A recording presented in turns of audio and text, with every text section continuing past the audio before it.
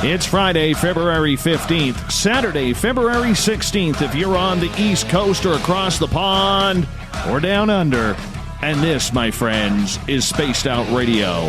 Hope you had a great day and night. I am your host, Dave Scott, broadcasting to you live from the Great White North, on top of the mountains of central British Columbia, right here at SOR headquarters. We welcome you to tonight's show, including Deep Talk Radio and Revolution Radio. Thank you so much for being with us. If you want to listen to our archives, they are free at youtube.com/Spaced Out Radio. Just do me the favor, hit that subscribe button. Our website is spacedoutradio.com, where we have a plethora of features for you, including rocking out to Bumblefoot. Go shopping right now at our Spaced Out Radio store while you're tuned on in, and read up on Captain Shirk's SOR Newswire, and so much more. Tonight's show is brought to you by the YouTube channel in Suho. Sebastian Martin brings high-quality messages to the masses. Head to our website, click on the banner, and subscribe today. Before we kick things off with the crypto guru, we're going to bring in someone very, very special to this audience. Last year, we started a little bit of a tradition on this show where Mr. John Tenney comes in and reads his State of the Unusual address. So tonight, we are going to kick off the show looking at 2019 with John Tenney. Mr. Tenney, how are you? I am well, Dave. How are you doing? Very well. The floor is yours, Mr. Paranormal President. Thank you. Friends, family, patrons, ghost hunters, cryptozoologists, ufologists, phantologists, sorcerers, transdimensional witches, animated tin cans, robosaurians, werewolves, Rosicrucians, Golden Dawn, Golden Girls, skeptics, believers, and fellow weirdos. For those people living in the past, 2018 is approaching, but for us, it has seemed to have gone away.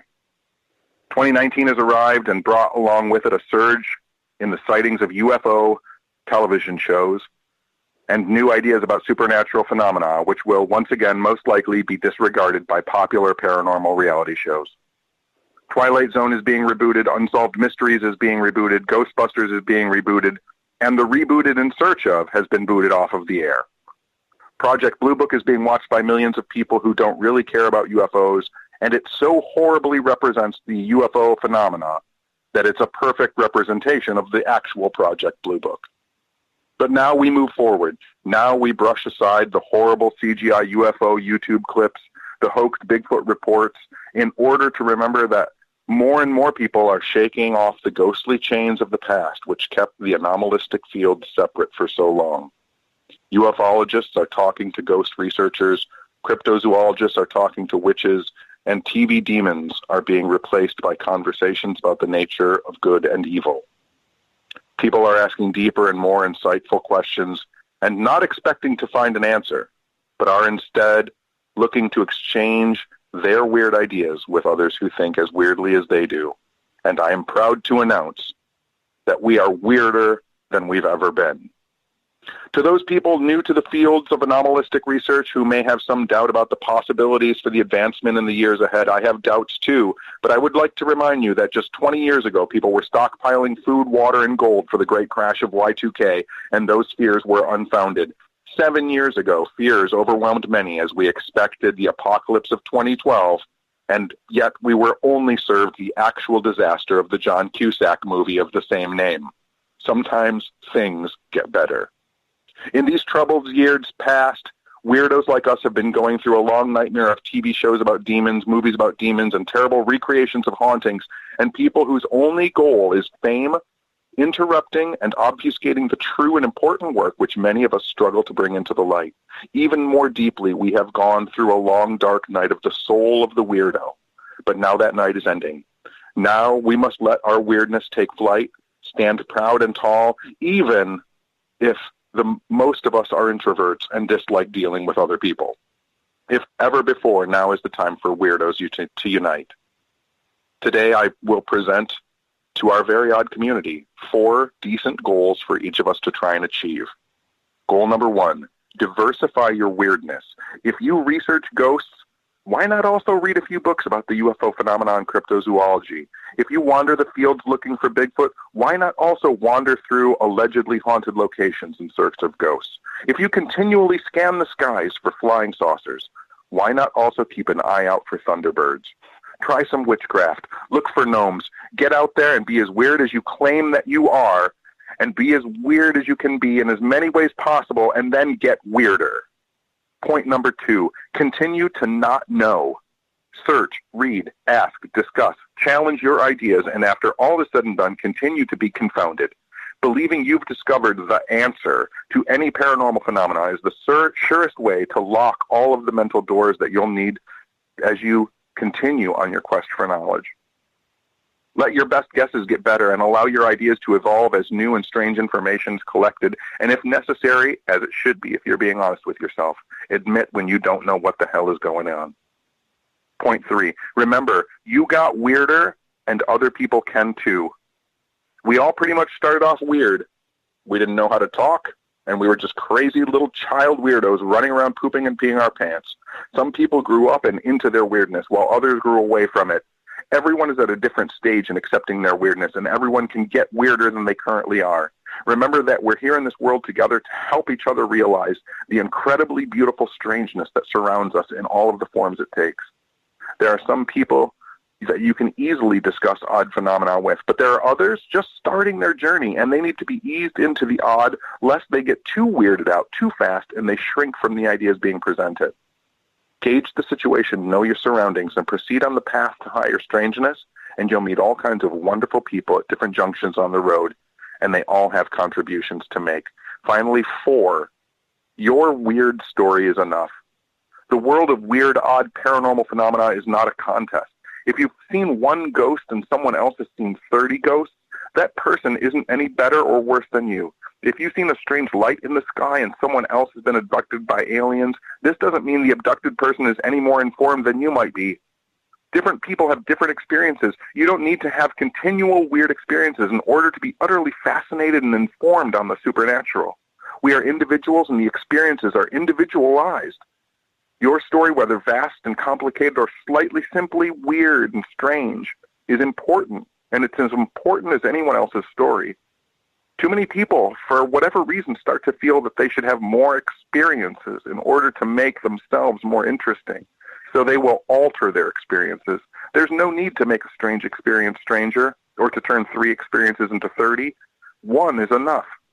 Many of the deepest thinking and most incredible researchers to the fields of the research in which we are interested never had a single paranormal experience, and yet they've made some of the most valuable contributions simply by thinking about what seems to be happening to others.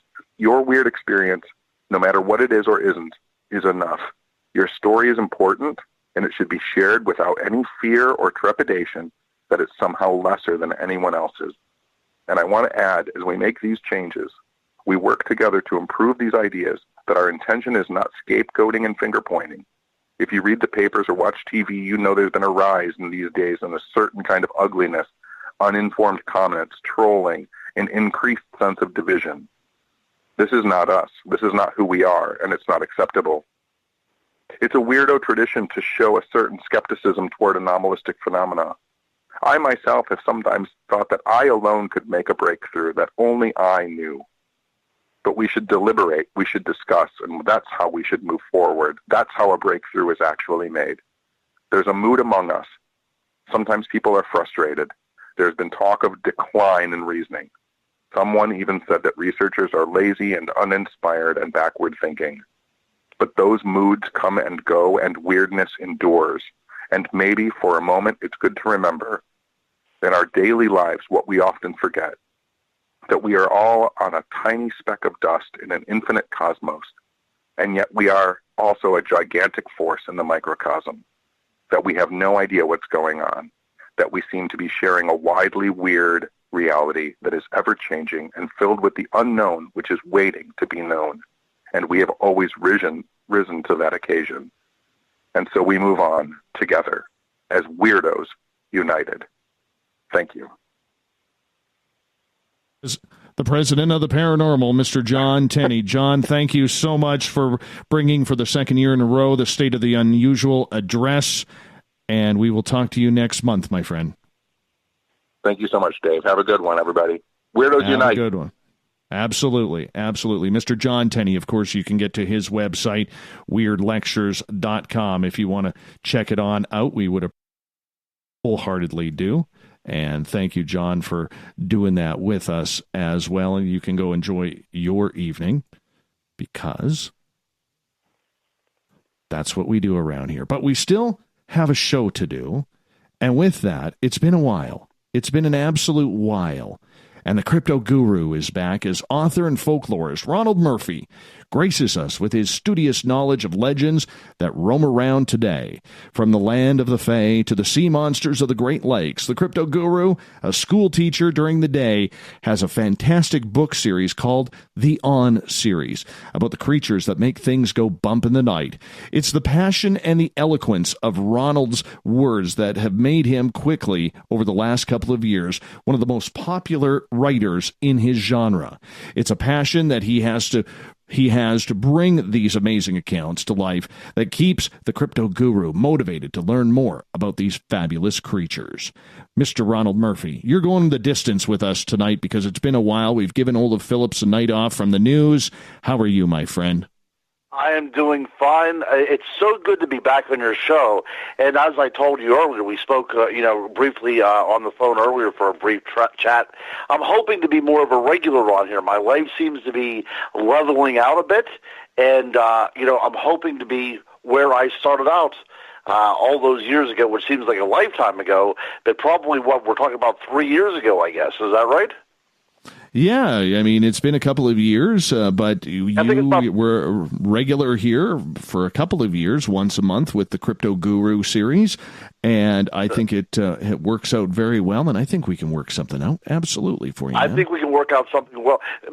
First of all, let me tell you, it's a pleasure not only to be back on the show, but it's an awesome, really a thrill to follow Mr. Tenney, which, he's one of my favorite in the business. He's a very intelligent, very eloquent man, and he raised a lot of good points as well about everything that's going on in the paranormal. And, so I just feel like I'm back home again, and there's so much stuff that we're going to talk about that we need these entire 3 hours. Absolutely, my friend. And, one of the things, Ron, that I want to get to you with is the fact that you and I kind of started in this genre together at the same time. We didn't know each other. We came together about 6 months after each of us had begun, and we just had this immediate bond and this immediate friendship. And the one thing that I've always loved about your writing, Ron, is the fact that you really put this eloquence and this romanticism into these legends and folklore. Why do you find or have such a passion for these topics? Oh, man. Every time anybody asks me this question, I always have to allude back to my mom. It was she that would watch In Search of with me, and, we would watch That's Incredible and all these great shows from the late 70s. And then we would listen to the radio whenever you think about what you're doing right now with a podcast. Back whenever I was a kid, every now and then the station out of Pittsburgh, Pennsylvania, would have a once-a-month feature on the unexplained, and they would talk about Bigfoot, and a lot of this Bigfoot stuff was happening in my neck of the woods. So my mother would take my brother and I out, and we would look for, this legendary creature that was sighted around our area. So ever since I've been a little guy, my mind has been allowed to be opened, and that idea of wonder, that there's something else out there beyond our knowledge, has always captivated me. That's been engendered in me. It's been, it's been able to flourish within me, and I have that kind of sense of wide open, almost childishness whenever I approach the world of the paranormal to this very day. I'm giddy whenever I go to a new place or I investigate a new cryptid, and I think that's the way we should all be. There's a lot of people that are becoming jaded Mr. Tenney remarked about, a lot of this infighting that's going on. I have been involved in it. You, my friend, have been involved in it. I'm very, very sick of that kind of stuff. I don't want to make enemies. I would like to, share information so we can get to the very bottom of this life's mystery that we're all, searching after. But I've always had that wide-eyed sense of wonder that there's something else out there that, creeping around in the shadows right in our peripheral vision that we see fleeting glimpses of every now and then. And that has been my goal since probably for the past 40 years to try to shed a little bit of light on those dark places. Ron, there is a lot of really cool things that I've watched you grow through your series of books on the On series, which can all be found at Amazon.com, and your website is thecryptoguru.net. And I do want to take a little bit of time to brag here because we're the ones who actually nicknamed you the Crypto Guru. It was you, my friend. That's absolutely the person that gave me that moniker. And I would not be where I am today if it wasn't for you. I would not have even written the first book on the On series unless it was because of you. If you remember, whenever you first interviewed me, I only had one book out at the time, and it was on, this area of Pennsylvania where I lived. It's called The Unexplained World of the Chestnut Ridge. And I talked about things like Bigfoot and Dogman and UFOs, but one of the things I talked about was fairies, and that was kind of a unique thing at the time, and you really kind of latched onto that, and you were the one that gave me the incentive to keep on writing. And I'm completely honest with this. Shortly after I appeared on your show, I appeared on Coast to Coast. And if it was not for you continually backing me up, I would not be where I'm at today. And I said this before, your listeners, and I've been on a lot of shows, your listeners are by far the most intelligent audience that's out there, bar none. And like I said, I've done dozens of these shows, national, international shows, and I still feel completely at home on Spaced Out Radio. And if it wasn't for you guys, your listeners and yourself, I would not be talking to you, at this hour. Well, I appreciate that, and I appreciate those comments, and, very glad to have you with us, and the fact that you are a part of the team, and you've always been a part of our team in Space Out Radio. It's an absolute pleasure. Now, Ron, tell us about this On series. For our listeners who may not have any of your books, why did you start this series, and how far in are you? Okay, well, a great question, my friend. So I, wrote about the unexplained world of the Chestnut Ridge, and I thought, I might be done. I mean, that's where I had investigated. These are the things that were interesting me. This is the place where my mother would take me as a child and looking for these strange animals. So I collected this wealth of first-hand reports, and I got a lot of, archival data from the newspaper to really put this book together. And I was very proud of the book, and it did fairly well. And I thought, what, I might be done as a writer. Writing a book is a very, very difficult undertaking. It's time-consuming. It's lonely work. You really have to. You live two lives. You're living one life at night after everybody's in bed. Typing away into the wee hours of the morning. And it's just not an easy life to be a writer. But my daughter, out of the blue one summer, she says, hey, Dad, you go looking for Bigfoot and stuff like that. Do mermaids exist? I kind of, just kind of blew her off, and I say, I don't know. And then I went back into my office, and I thought, do mermaids exist? Maybe my daughter might be onto something here. So I decided to do some cursory research just a little bit here and there, and I started to become overwhelmed by how deep the idea of the mermaid goes back into our time as human beings. You can find something that looks very similar to what we would call a mermaid dating to about 25,000 years ago in rock art in Africa. So as I start filling through and trying to wade through all this information, I was able to write my first book entitled On Mermaids, which kind of investigates the archetype of the mermaid and how it evolved throughout history. And again, you were the first show that had me on, and we did I think it was 2 hours back then, I believe. We did 2 hours on mermaids, and I really liked this kind of concept that I came up with, is starting to look at these creatures and tracing them as far back as we could in the human imagination and seeing how they evolved with each subsequent generation until we have what we have today. So my next book after that was on Dogman, tracking the werewolf through history. And I really kind of fell in love with the way I was writing these things. You know, we would look at all these great, fascinating accounts from the Middle Ages and the Renaissance that a lot of people knew about. But then, you know, tracking it back even further, I find out that there's, you know, reports of werewolves dating back into the Egyptian times. And then I see, you know, we can go back even further into the prehistoric past. And we have these little tantalizing hints that werewolves might have been with us, at least in our human subconscious, since we became anatomically modern humans. And then my next book was on Bigfoot, on Wildman, tracking Bigfoot through history. And then I had a book on Ghost, which was a historical survey of the ghost phenomenon around the world. And then let's see here where we're up to now. And then I kind of lost track though. But my latest book is on aquatic monsters of the Great Lakes. That was the newest one out. And Mr. Tenney, I was at a paranormal conference with him up in Michigan over the summertime, and I was already outlining a book on mysterious monsters of the Great Lakes region. And whenever I was up there at Sault Ste. Marie, right on the border between Lake Michigan and Lake Superior, I was able to do a lot of first-person interviews with people, a lot of the Native Americans up in that area about their feelings of these aquatic monsters. And my book just kind of flew out of me. It really is one of those things that it's a passion of mine. I am trying to get to the bottom of something.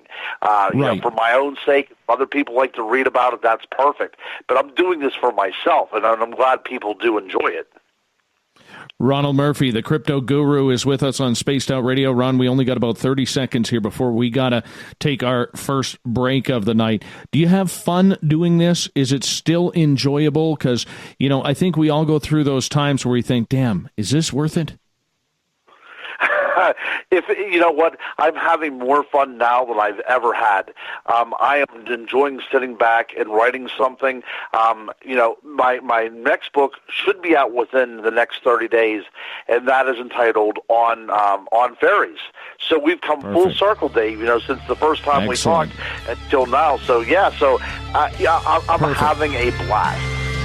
Ron, I'm going to get you to hold on. The Crypto Guru is going to be with us all night long tonight on a Friday night edition of Spaced Out Radio. Stay tuned. We'll be back with more of the Crypto Guru.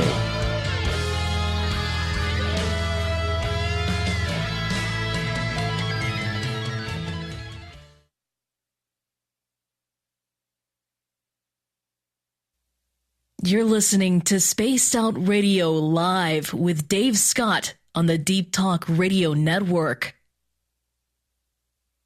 A timepiece is a reflection of who you are, and what better way to show off the real you than with an Escape watch? Escape is a lifestyle brand accessorizing your days and nights. Choose to escape and create the life of discovery that you deserve. Dream, play, unite with your own personalized Escape watch. Head to escapewatches.com. There is no time like the present to enjoy your escape. Use promo code SMF2017 for your 20% discount today. Hi there, this is Geraldine Orozco from San Francisco's Bay Area Meditation.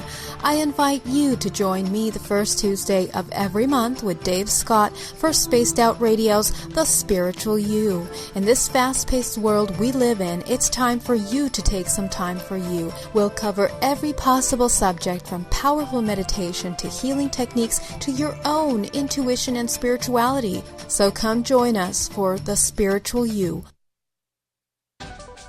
Are you tired of being blocked, shadow banned, or placed in jail for simply posting your thoughts on social media? Social media freedom can take care of that for you. Social Media Freedom is the newest and one of the best free new apps that allows you the freedom to post what you want when you want. It takes seconds to download from your app store. Come join the tribe at Social Media Freedom. It's time to set yourself free. Hello, this is your guitar man, Ron Bumblefoot THAL, and I have to tell you, I love the response I get for Little Brother is Watching from Spaced Out Radio fans. It's amazing how music can inspire and make people think deeper about what's going on in the supernatural world. You can head over to my website, bumblefoot.com, to check out my music, my guitar workshops, my touring, even check out some of the hot sauces that I'm working on. And make sure you keep on listening, because with Spaced Out Radio, you know Little Brother is watching. Are you intrigued by Paranormal Talk Radio? You'll love the new Paranormal Radio app from TalkStream Live. You'll find a great selection of talk shows covering UFOs, ghosts, strange phenomena, and much more. Download the Paranormal Radio app now and start listening to the very best in paranormal talk entertainment, including the network you're listening to right now, the Paranormal Radio app, free in Google Play and the iOS App Store. Did you know Spaced Out Radio runs 7 days a week? Hi there, this is Tessa Nicole Thomas, and I'm here to take you on a paranormal journey each Saturday and Sunday night. Why change the station when you have it all right here? Together, we'll hang out and share some strange and scary stories. And don't forget, we have Psychic Sundays as well, so come tune in Spaced Out Weekend. We get going at 9 p.m. Pacific, midnight Eastern, only at spacedoutradio.com, where we own the night. Heading to Vancouver and looking for a night on the town? The Moose Vancouver is the bar that never stops rocking until 2 a.m. every night. The Moose has great food with everything on the menu from $6.95 to $8.95. Fantastic, vibrant staff and rock and roll that will bring you back to when the music was real, the hair was long, and the guitars were rocking. Get your party on at the Moose Vancouver, the official party bar of Spaced Out Radio. So, you love talk radio? Then you'll love TalkStreamLive.com. TalkStream Live is always on, 24/7, with the best streaming talk shows. Find your favorite talkers and discover some new ones. It's free, readily available online or on mobile with any smartphone or tablet. Finding your favorite talk shows all in one place has gotten a whole lot easier. Just go to TalkStreamLive.com. Be sure to download the free apps from Google Play or the iTunes App Store. Hi, George Norrie here. Are you ready for UFO MegaCon, the immersion event? 7 days, 8 nights, 50 new speakers, UFO military witnesses, experiencer groups, skywatches, and so much more. Join me at UFO MegaCon, March 24th through the 30th in Laughlin, Nevada. Truly the one and only new information conference of the year. Now check it out at UFOMegaCon.com. That's UFOMegaCon.com.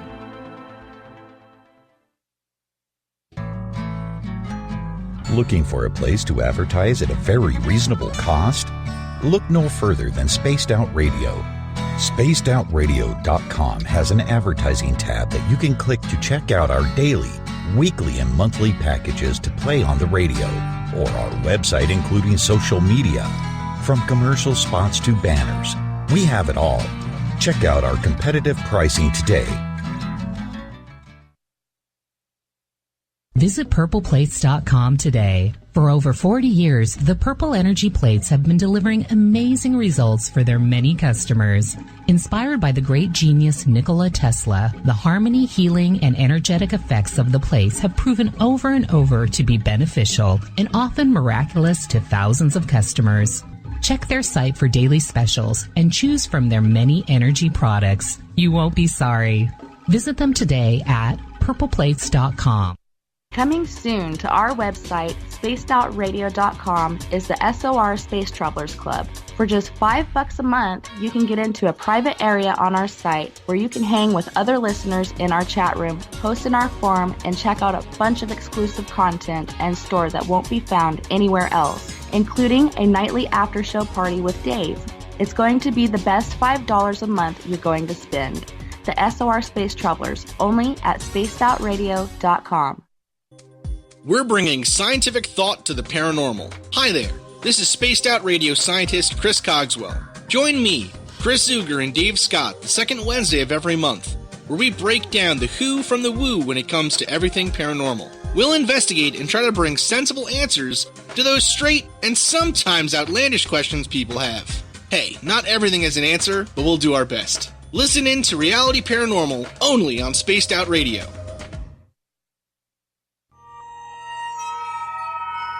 You hear footsteps in the empty room above you. A rocking chair begins rocking by itself. Don't be afraid of the things that go bump in the night. Reach for Spirit Storybox, the iPhone app the Huffington Post UK called the only ghost hunting app you will ever need.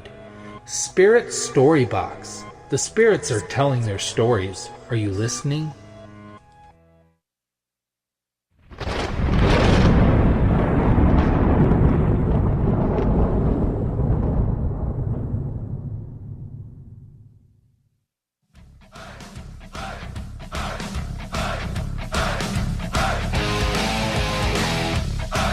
Welcome to the second half hour of Spaced Out Radio tonight. I am your host, Dave Scott, sitting in the captain's chair of SOR headquarters in the frozen Canadian tundra.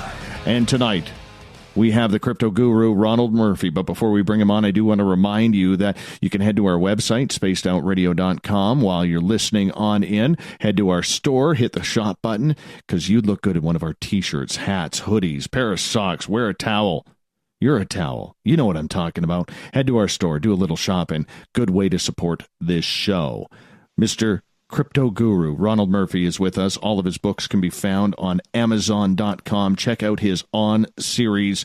It is well worth the read, well worth the buy. Crypto Guru, how you doing, man? I'm hanging in there, and I'm glad to see that you have some merch going on, some swag. I saw the towel. I need to get myself a towel.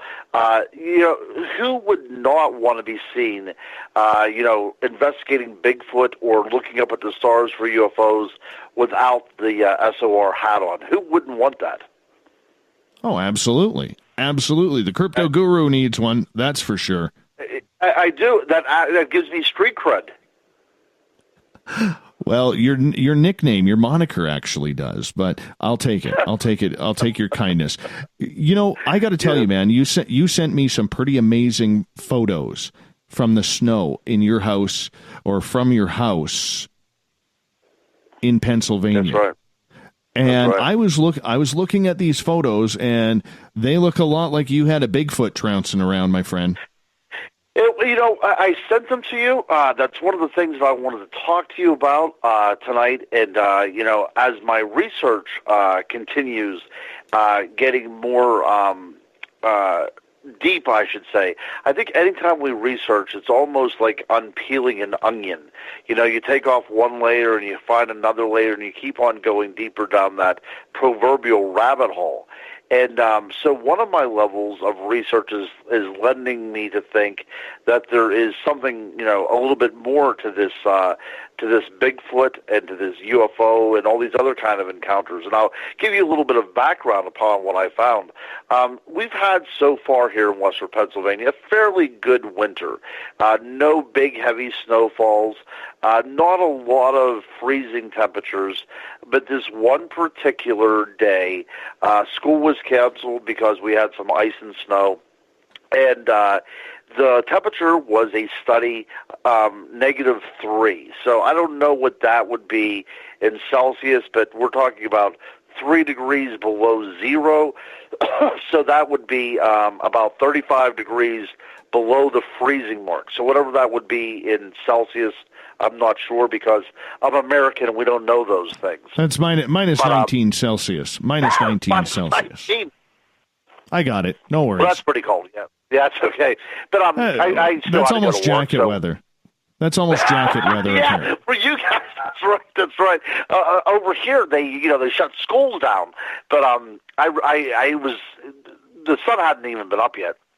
So I go on out and to start my car, because I knew that I'm going to be out there for about half an hour cleaning off the ice and everything.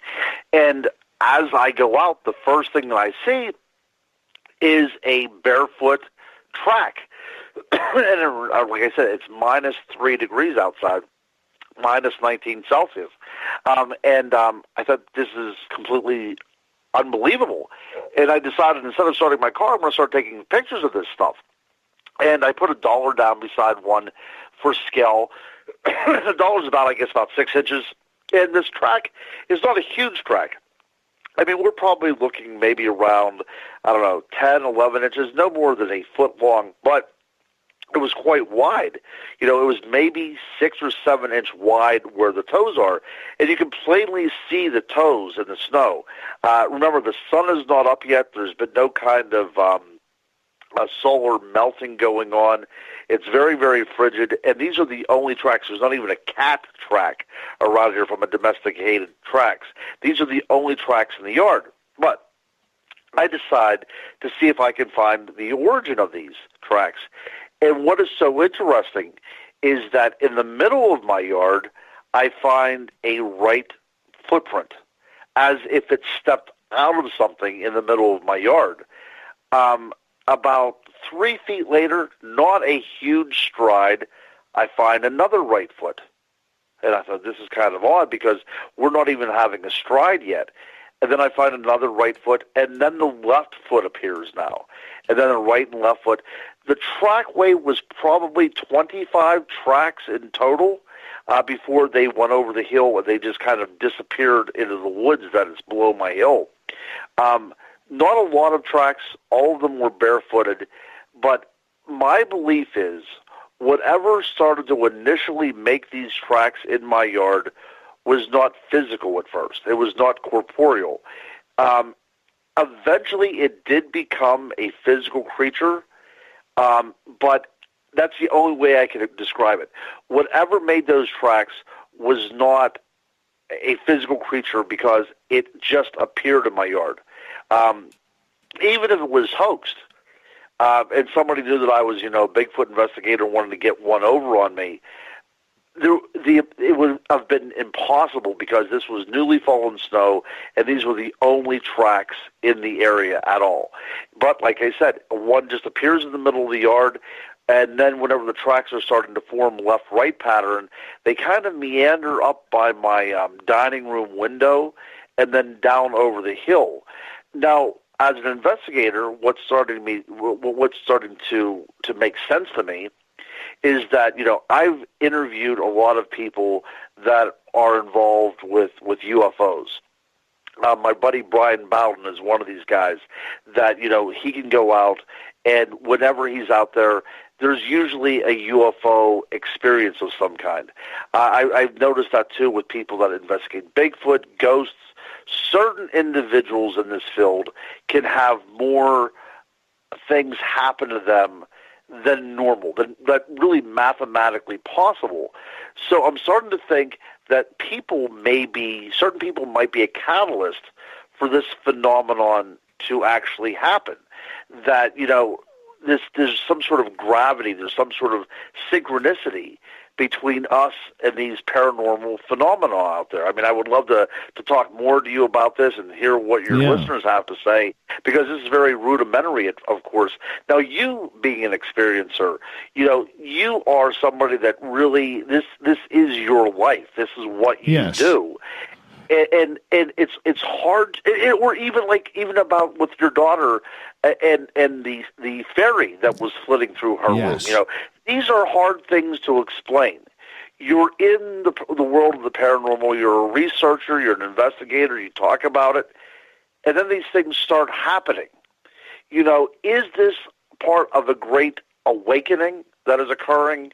Is the blindfold off of your eyes enough to allow these creatures to manifest themselves for you? I mean, is that something, or is that too esoteric? Is that too new agey?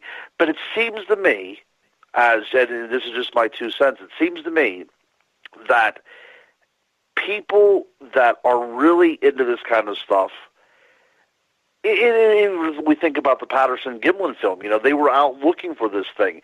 And if that's not a hoax, it seems that they were in the right place at the right time. And it seems like this is happening more and more. This is the first time this ever has happened to me. This is the first time that I've ever found unequivocally tracks that formed a complete trackway, even though it was very minimal, with the toes completely visible under these pristine circumstances. I've never found anything like that before. And, this is all as I was, writing about the paranormal and talking about the paranormal. So, yeah, and this just happened a couple weeks ago. So there's something strange to be said. And, I would love to hear what, other people's thoughts are concerning people actually drawing these things to them. Well, you know what, Ron? I think I may have a solution for you. You have always had a real power beard. You have a very good beard. And for new listeners of this show, especially on our terrestrial stations that we've recently picked up, we like a good power beard or a good mustache around here. And if you got nice hair, that just, male or female, doesn't matter. You're a fan of ours and we're a fan of yours. But Ron has a good power beard going on. And it doesn't surprise me that that would attract some sort of Sasquatch-like creature to be looking at your windows, trying to get a glimpse of that beard, man. That might be the case. I think that, I wish I had my hair like yours. My hair has started to thin since I've been in high school. I never completely lost my hair, but I definitely have that, that typical male pattern thing going on. Man, I wish I could work hair like you can work hair. I can work the beard, that's no problem. But yeah, I wish I had that Dave Scott beard. And the hair to go with it. But yeah, I appreciate that. There's something to be said about us individuals that have these massive beards. Exactly. These creatures and women find us completely unavoidable. I mean, there's no way they can possibly resist us. Well, you know what? It's something. It's a gift. It's a gift, Ron. It is a gift. That's what it is. It's a curse. Yeah, it's a curse. Absolutely. But yeah, no, but in all due respect, though, has there been Sasquatch in your area before? And number two, we have noticed up here with prints that we have found, the two that we have found have both been right footprints, different sizes, wow. but both right footprints. There never seems to be a left print. And I have talked to other Sasquatch investigators and researchers about this, and for some reason, there is always a right print and never a left. Wow. See, I did not know that before you actually shared a little bit of tidbit with me. It was unexplainable to me. I do not know. Now, Stan Gordon, who's the grandfather of cryptid research, UFO research here in Western Pennsylvania, I had actually showed him the trackways, and he said that this is very reminiscent of type of footprint that he saw about 30 years ago. It's a very small, rather, gracile type of individual making this. This isn't one of those huge, 12-foot forest giants. This would be within the range of a human being that's making these footprints. So it's nothing outlandish. But he said this is a common thing in the Chestnut Ridge area of Western Pennsylvania. So it's very possible that there's, whatever's going on, whether it's a portal, whether these things are stepping in and out of a dimension, or whatever's going on. But they continue to show up, and this is I was kind of honored that one of these showed up right in front of my house so I could document the trackway. But, I don't know. People are finding these smaller tracks around here, so it's not like it's out of the realm of possibility that there is these creatures around, because, like I said, one of the reasons why I'm so taken by this field is because of my location. But, I was impressed with what I found, and it began right in my yard, and it ended right below where my house is at. So there you have it. Incredible. Is there a lot of action around there? Because we hear about the Dogman. Butch Witkowski comes on and talks about the Dogman experiences that are in the Lichen Loop there. Are you close to that? We are. Oh, absolutely, yeah. There has been very good Dogman sightings within probably 7 miles from where I am. We do have coyotes around here, but I've never experienced a coyote until about a week before these tracks were in my yard. I had no idea what it was. It was about 3 o'clock in the morning. I hear what sounds like the gates of hell opening up. It's this weird, almost laughing type of sound.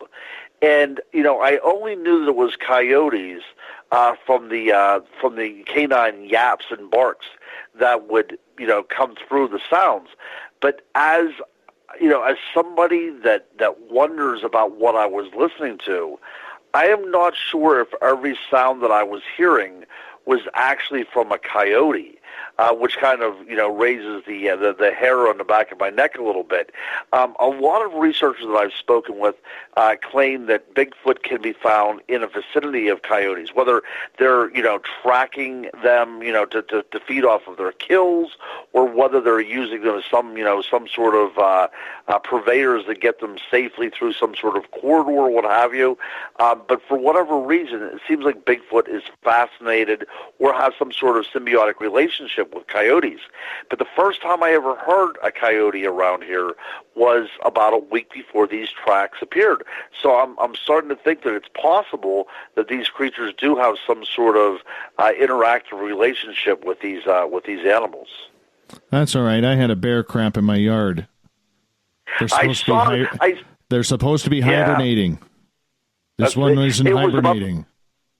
About the size of a human head. I had no idea. I mean, I've never seen anything like that. I mean, we have black bears around here, of course, and I've seen their scat around here, but nothing compared to that monster that came through your yard.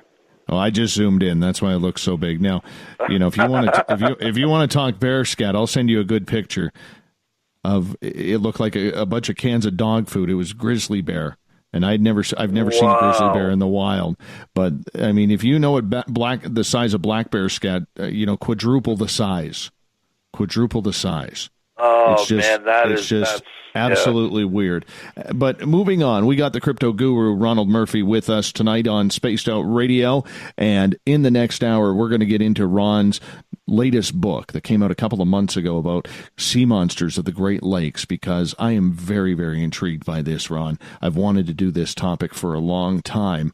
When you are researching these books, or when you decide to pick a topic, how in depth do you have to go? It's not just about perusing Google and finding, a bunch of legends online. You have to dig deep. How do you do it?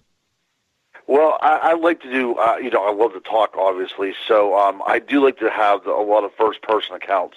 And a lot of the things that I've worked with, like a lot of these books that I'm writing, have been gathered from anecdotal evidence 30 years ago. I remember whenever I was up at Lake Huron for the first time, I was in my early 20s. And, I had never thought about writing a paranormal book at the time, but I believed whenever I was standing on the shores of Lake Huron that I witnessed what would be called a sea monster. Now, I was, I had no idea what I was looking at, and I was later informed by my father that what I was seeing was a steelhead trout. But to me, it looked exactly like what you would think of a lake monster, a huge shadowy figure moving, right underneath the surface of the water. And ever since that time, I mean, we're talking about the Great Lakes that is holding an abundance amount of just a huge amount of water, and there is a link to the Great Lakes from not only the St. Lawrence Seaway, but also through the Mississippi River.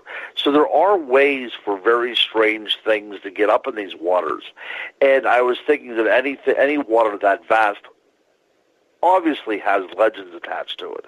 So I would go back into Native American legends, and I would find out, a mention here. And then you have to cross-reference that to make sure that it's not a dead end, because there's a lot of people out there that will say, give a description of a one-time event, but it's really a dead end or a red herring if you cannot even scaffold more off of that.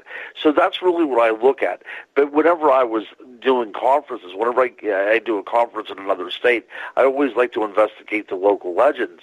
And what was so interesting is I was up in Sault Ste. Marie for quite a few days. So I got a chance to talk to the locals. Lauren Coleman and I went out a couple times on a van to go explore around the lake, and I was just intrigued by the amount of first-person accounts that were coming out about these creatures that were said to live in the waters of the Great Lakes. Even in Lake Superior, there's a claim to this day that the Edmund Fitzgerald sinking was due to some sort of monster within Lake Superior. Yes, and believe it or not, I was actually going to ask you about the Edmund Fitzgerald in the next hour. You killed my run-up to it, man. You killed my run-up. Oh, That's I apologize. Okay. We got about 90 seconds here. But you know, when you look at these legends, and the lakes are so big, and there's so much of a mystery. There's apparently a triangle in one of the Great Lakes, or that connects a couple of the Great Lakes. The mystery behind those waterways is just phenomenal. From ghost ships to ghost planes to sea monsters to great white sharks, even though it's fresh water. Right. It's crazy what goes on in there. It is, and actually, you know, we want to talk about that. Each Great Lake has a different lake monster, which really makes it very intriguing. But if you want to talk about, you know, sharks that have popped up in the Great Lakes, you know, in the next hour, I got a lot of really cool things to talk about if we want to talk about that. Absolutely, we can get into anything you want. You know, we can get into anything you want. That's the power of having the Crypto Guru on this show. The Great Lakes, you know, it has Lake Superior especially has what is called an oceanic biology to it. I mean, it has great waves. It experiences very, very sudden storms. It's just a wild, you know, place. And, you know, a Native American Indian legend was one of the great gods actually dwells within the water itself. You know, this is a very, you know, kind of reptilian, sometimes pictures as a reptilian cat mashup. But yeah, very, very interesting things that's going on up there. And people are believing, like I said, to this very day in the 21st century, the time of reasoning, that there are still unexplained creatures that dwell within these lakes. On that note, the Crypto Guru, Ronald Murphy, will get into sea monsters of the Great Lakes. You just got to stay tuned.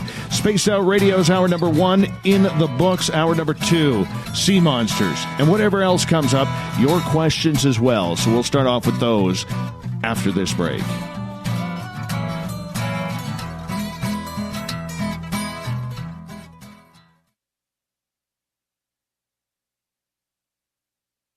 Every night on Spaced Out Radio, we have places for you to hang out. Hi, this is Carl. Join our SOR Space Travelers group on Facebook for live chat. On Twitter, using hashtag Spaced Out Radio, you can also join us in our Spreaker chat room. Check us out on Instagram at Dave Scott SOR. All of our archives are free on YouTube at Spaced Out Radio. By the way, I'll be watching you at your window until you do. Bye! Looking for the stories of the strange and weird that you will find hard to find anywhere else? Check out the SOR Newswire on our website. Our writers, led by Captain Shirk, are scouring the world for the oddest and most bizarre stories we can find. Everything from weird crime to suspenseful and paranormal. We're working hard for you to bring you the most intriguing news of your day. Check out the SOR Newswire at spacedoutradio.com today. You're listening to Spaced Out Radio Live with Dave Scott on the Deep Talk Radio Network. The Call of the Wild is in Vancouver. The Moose Vancouver is one of the hottest bars and restaurants in the city. Open until 2 a.m. nightly, the Moose will rock you like a hurricane all night long. Great food with everything on the menu at $6.95 near the corner of Nelson and Granville. Get your horns up and come rock with us. The Moose Vancouver, the official rocking bar of Spaced Out Radio. Find your escape where time has no limits. It's about living today and cherishing the heritage of yesterday. A spirit of adventure for what is new with the nostalgia of the past. Your timepiece is a reflection of who you are. Life surrounded by beauty from the world around us to the soul within. EscapeWatches.com. There is no time like the present to enjoy your escape. Use promo code SMF2017 for your 20% discount today. On the first Tuesday of every month, I encourage you to come along for a journey with me, Geraldine Orozco, on The Spiritual You. Together, we will take a look at how to access the highest expression of yourself and change your life. Consciousness, ET contact, health, and wellness, we can talk about it all. So come along for a spiritual ride with me, Geraldine Orozco, on The Spiritual You, only on Spaced Out Radio. We are getting ready to relaunch the SOR Space Travelers Club at spacedoutradio.com. For $5 a month, you can join us for a plethora of features found nowhere else. Hang out in a private chat room during the show and after party. You can check out some exclusive content and a store specifically for you, as well as a private listener forum where you can post your thoughts, stories, and pictures. The SOR Space Travelers Club, coming soon to spacedoutradio.com. Looking for a place to advertise at a very reasonable cost? Look no further than Spaced Out Radio. SpacedOutRadio.com has an advertising tab that you can click to check out our daily, weekly, and monthly packages to play on the radio, or our website including social media. From commercial spots to banners, we have it all. Check out our competitive pricing today.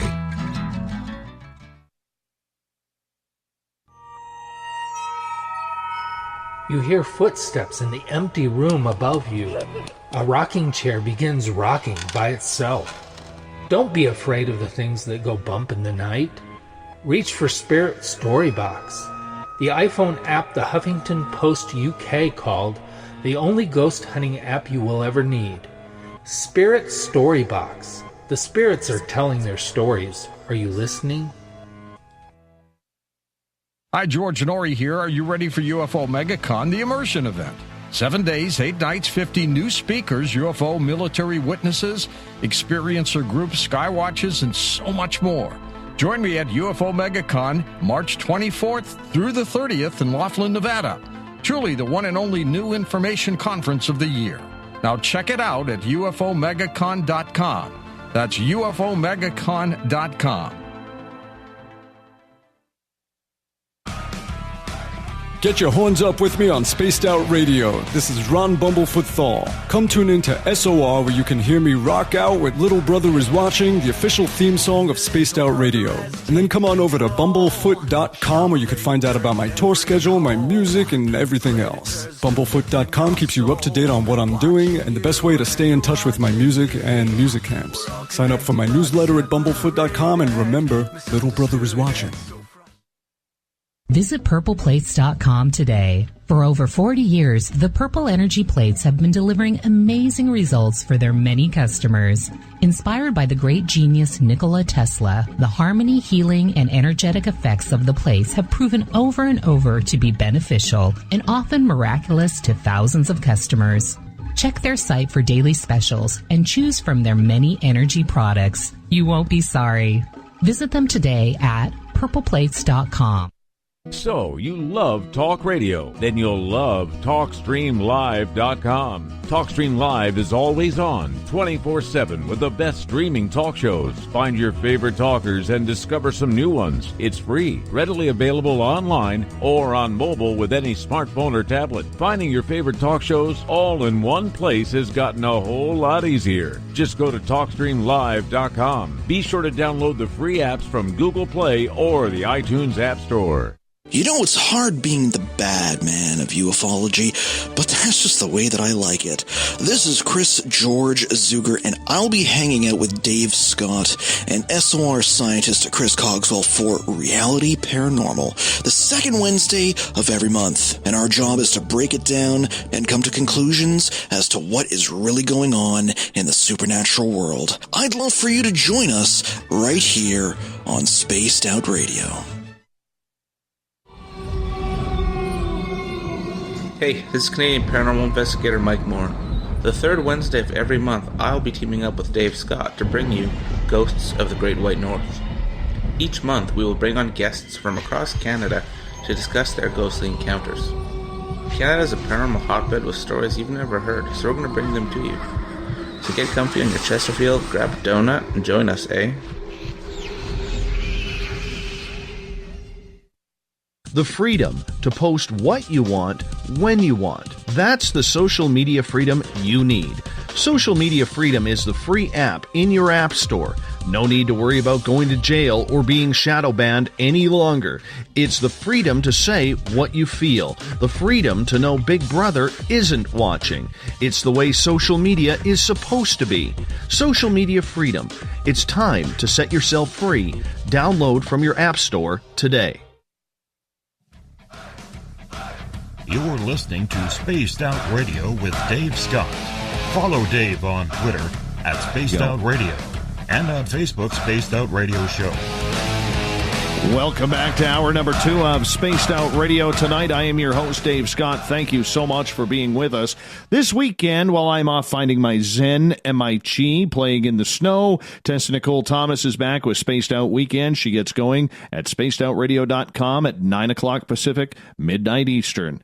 We welcome back everyone listening in on our terrestrial affiliates. KDUN, AM 1030 in Reedsport, Oregon, KZFX 93.7 FM in Ridgecrest, California, WQEE 99.1 FM in Noonan, Georgia, and UPRN 107.7 FM in New Orleans. On the digital side, we say hello to each and every one of you listening in on Nighthawks Revolution Radio and Deep Talk Radio. Uncle Tim and the boys doing very well there. Don't forget, you can also check out our archives at youtube.com/Spaced Out Radio. Do old Davey the favor, hit that subscribe button. The Desert Clam has set the password for tonight in the SOR Space Travelers Club.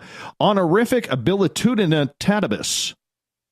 Honorific Abilitudina Tatabis is your password. Make sure you use it wisely, Space Travelers, as the Clam sets the password each and every night right here on the mighty SOR. Our website is spacedoutradio.com, where we have a plethora of features for you. You can rock out to Bumblefoot while you're listening in. Go shopping at our Spaced Out Radio store. It's a great way to support this show with a t-shirt, a hat, a hoodie, whatever you like. Pick it on up. And of course, there's Captain Shirk's SOR Newswire and so much more.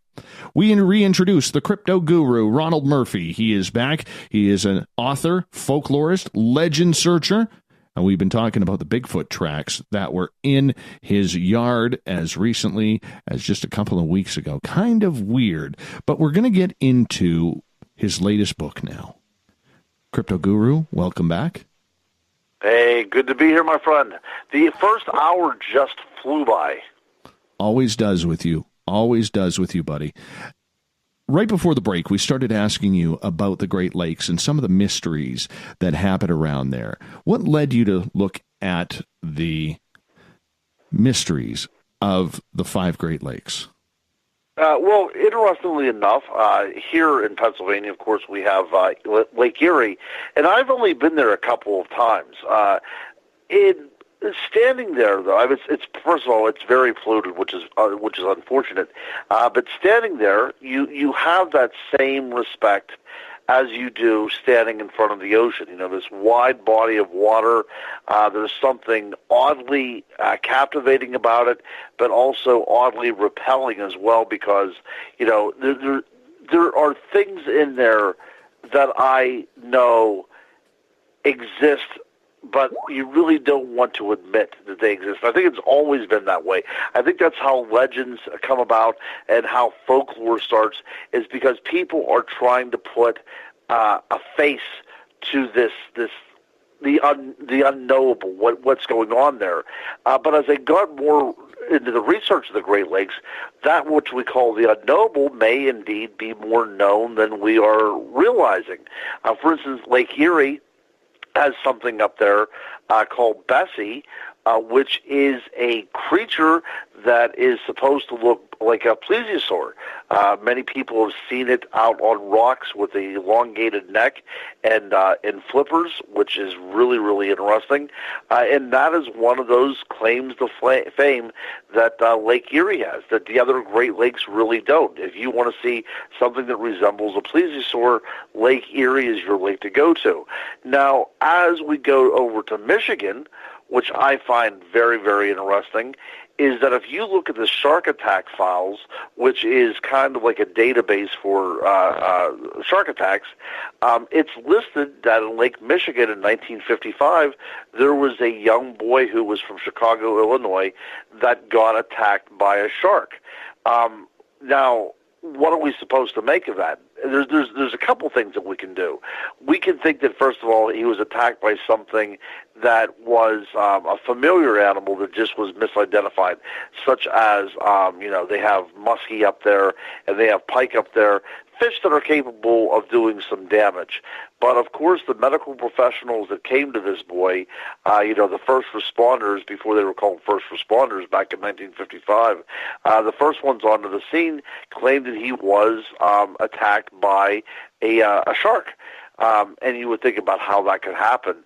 Well, you could go through the St. Lawrence Seaway, but it becomes problematic because there are locks and dams and things like that that requires a little bit of navigation to get through.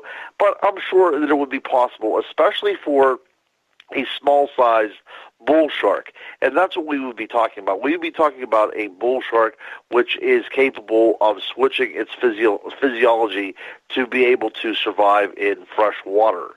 And there are bull sharks in lakes, in Africa and in South America. And in Africa, they're called the Zambezi river shark because they're found in freshwater rivers. So these sharks are completely capable of adapting to fresh water. So a little one may have got into the Great Lakes and simply grew and thrived there. But it's also possible that if you would go into the Gulf of Mexico, that a shark could come up the Mississippi River and after a few twists and turns end up in the Great Lakes as well.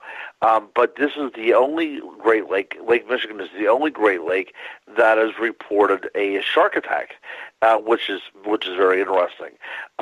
Now, if you would go up to places like Lake Huron, you have these giant turtle-like creatures that have been reported, or Lake Superior that have these creatures that look like, either very large otters or an otter / lizard combination, some sort of hybrid, some sort of chimera.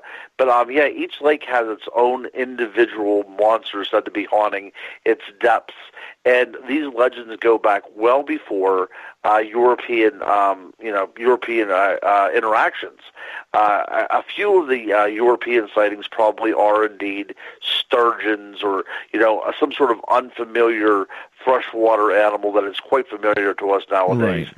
But whenever we're talking about these other strange things that like the dragon of Lake Superior, it's a lot more difficult to work out what that is than talking about like a sturgeon, because sturgeons don't fly, and people reported this winged animal coming up out of Lake Superior.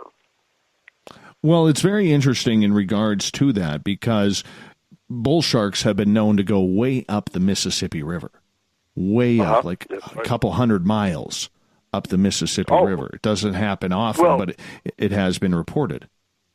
That's right. There's been one reported in Elton, Illinois, which is, I think, about 1,500 miles up the Mississippi River. So if they want to do it, they are definitely capable of doing it. That's a great point. Yeah, it's rare. It's not going to happen all the time, but they definitely have done it. Absolutely. And, the mystery of Lake Superior as well, you have to look at the First Nations legends of the Witch of November, known as Gitchagumi, with the wreck of the Edmund Fitzgerald. I mean, that is a very folklorish song by Gordon Lightfoot.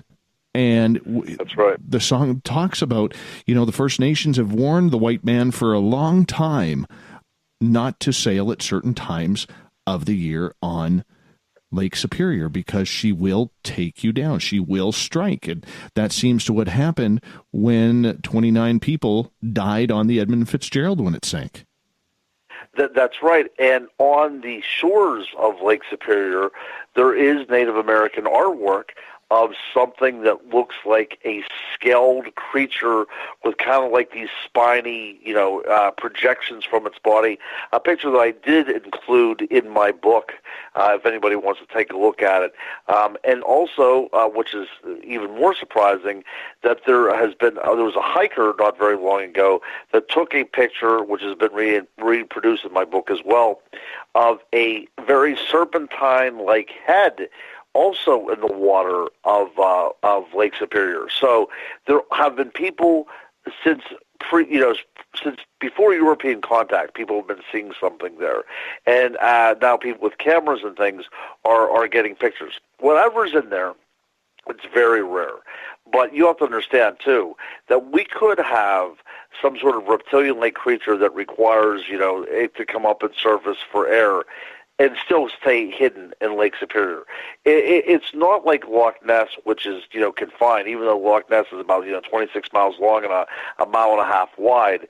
It's much easier to stay hidden in a place like Lake Superior because you're talking with such a large body of water that something could easily stay hidden in a vast wasteland of water like Superior is. I mean, it has waves up there 11, 12 feet high.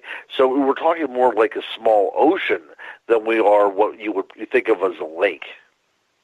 No, and that's exactly it. I mean, there are countries that surround bodies of water like that, and that's our only source. And usually it involves seawater, but I mean, these being fresh water.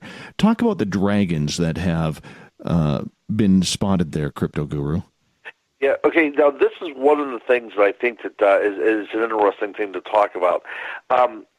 There was a group of First Nations teenagers that went out to an island that was deemed sacred to the god of the lake. They had some sort of encounter. They return back to their home, and they start, basically getting sick and dying one after the other.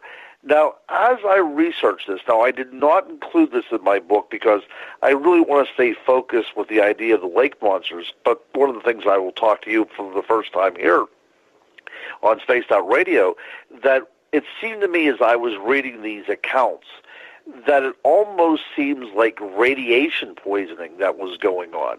So now there's this part of me, even though I did not bring this up, although I am working on a book right now about this that will be out hopefully, not too long. But is it possible that this winged dragon that people claim exists in the Lake Superior, is it possible that we could be talking about a UFO of some kind? Because a lot of the people that witnessed this dragon succumb to what sounds, like I said, radiation poisoning. So this flying creature that is seen, both in the water and leaving the water, I'm starting to think, my friend, that we might not be talking about a flesh and blood animal, but something that it might be extraterrestrial in nature. Well, what about the ones that are underwater? Because there have been claims of large eels, large snakes, yes, large sturgeon that grow up to a number of hundreds of pounds. There's a lot going on over there. And with the bodies of water being so deep that they are, anything could be there, from the relative of Ogopogo and Loch Ness Monster to some giant sturgeons.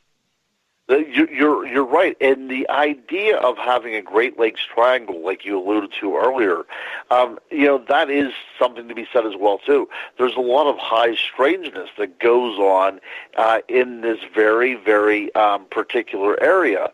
But if you would do a flyover, there are some homes around these lakes, but it's not like around oceans whenever you have, high-rises built right up on the shores.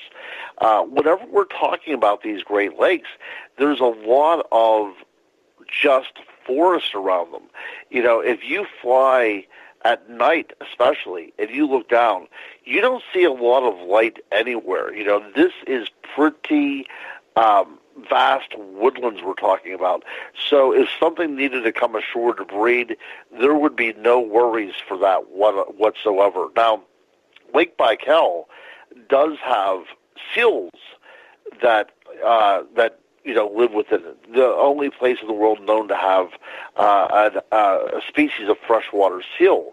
Now, I propose in my book that there may indeed be freshwater seals in certain areas of the Great Lakes as well, because if this kind of animal wanted to stay hidden, it certainly can. Because we also have to remember that the Great Lakes also have islands within them, about 35,000 islands, as a matter of fact, and some of those islands have lakes on them. So if you think about an island in a lake with a lake, I mean, the idea of hiding places, starts to go exponentially to the point that if something was aquatic or semi-aquatic or amphibious, you could really hide out here. And so what are we talking about? Like you said, could we be talking about a giant eel? Absolutely. Sturgeon, of course. Some sort of large Pleistocene otter.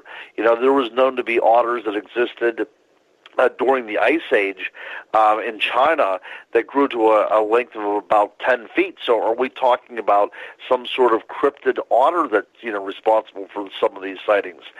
Or large sea turtles. There have indeed been leatherback turtles found washed up on freshwater lakes before. So the possibility of a sea turtle getting in there is not beyond the realm of possibility either. And then, of course, it always comes back to one of my favorite things, cryptids.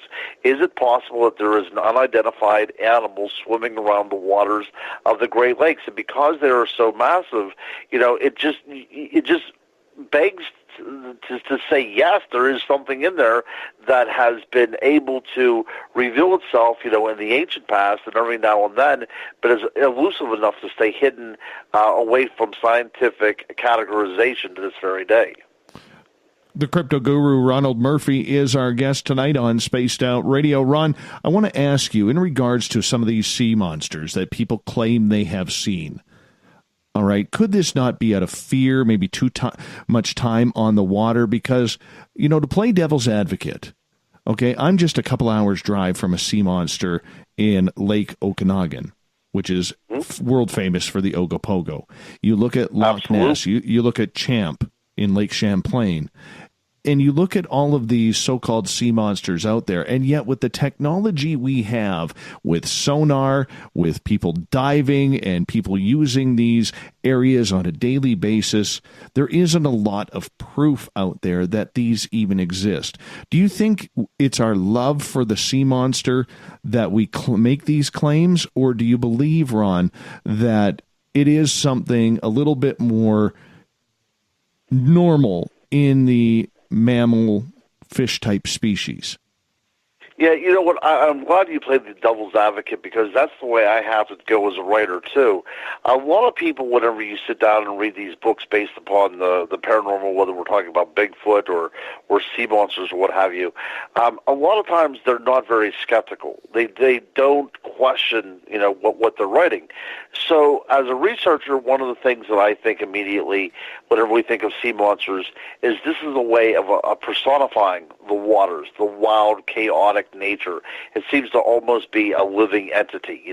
Sometimes it gives, sometimes it takes, especially when we're talking about First Nations people, when we're talking about people that are so intrinsically connected to this kind of natural environment that it would be very natural for them to personify this as a living, breathing creature. I think that is, in most cases, the truth behind where these legends come from, okay? But then we cannot explain whenever they talk about the storm comes in and then these creatures appear at certain times after the storm, which did happen in Lake Superior, which may be considered that there might be some sort of large otter up there, because this is a very, typical of otter behavior in places like California. Whenever storms come in, they will actually seek shelter on land. So whenever I start, again, peeling the onion, it seems like there's a lot of myths and legends that are associated with the water that are nothing more than myths and legends. But then it gets to the point where it seems like such natural biology that why would we rule out an animal? Because it seems like that's what's being reported. Sorry about that, I got a cough there. But yeah, I think that whenever we talk about the First Nations, they were in awe of the natural world, and sometimes they did deify it. But because they were so connected with the world, they also knew that there were strange things that lived in these waters that they could not explain away, and that is also leading to the monster and the mysteries as well. Do you believe, though, that there are some sort of prehistoric creatures out there that are living? I think it's undeniable whenever we think of the oceans that there is definitely an undiscovered creature that has its, But whenever we go to the Great Lakes, now what is so interesting about the Great Lakes? It's so interesting about Lake Champlain, and so interesting about Loch Ness, is that they were all created around the same time. These are glacial lakes, so we're talking about 14,000 years ago that these lakes were all created. What's so interesting is about Lake Superior is Lake Superior wasn't completely filled up until about 3,000 years ago. And there were people here, at that point. I mean, America has probably had, North America has probably had settlements here since maybe 35,000 years ago, by some estimates. So there were people here before there were the Great Lakes, which really kind of boggles the mind.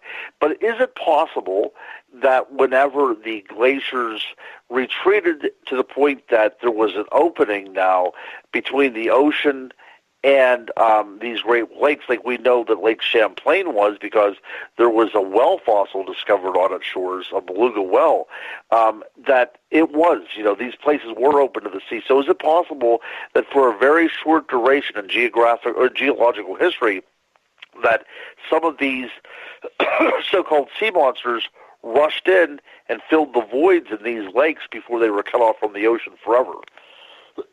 That's an interesting thing to think of, because we're talking about different regions around the world, different beliefs, different peoples, but they all have an association with some sort of creature associated with these glacial lakes.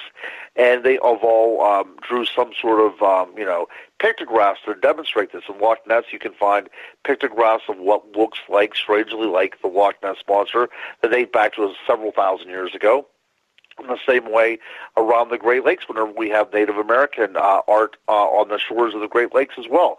So, in my opinion, if you ask, could a prehistoric monster have gotten into those things? Absolutely. And one of my theories is that there was a brief period in time whenever it was opened up to the ocean, and it would have been a perfect thing for an animal to just enter in and kind of make it its home. So if we're talking about 14,000 years of adaptation, could a large sea turtle have gotten in there and adapted? Of course. So could otters, so could certain types of eels, and theoretically, if there was any kind of survivors from the age of dinosaurs still existing, could they have went in there and adapted? Well, absolutely they could have.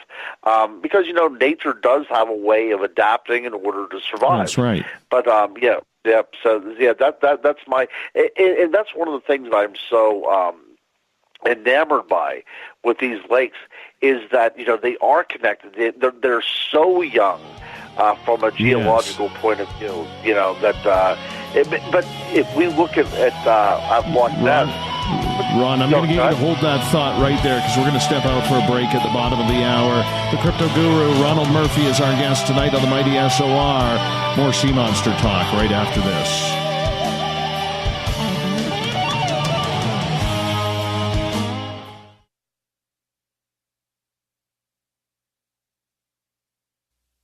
You're listening to Spaced Out Radio Live with Dave Scott on the Deep Talk Radio Network.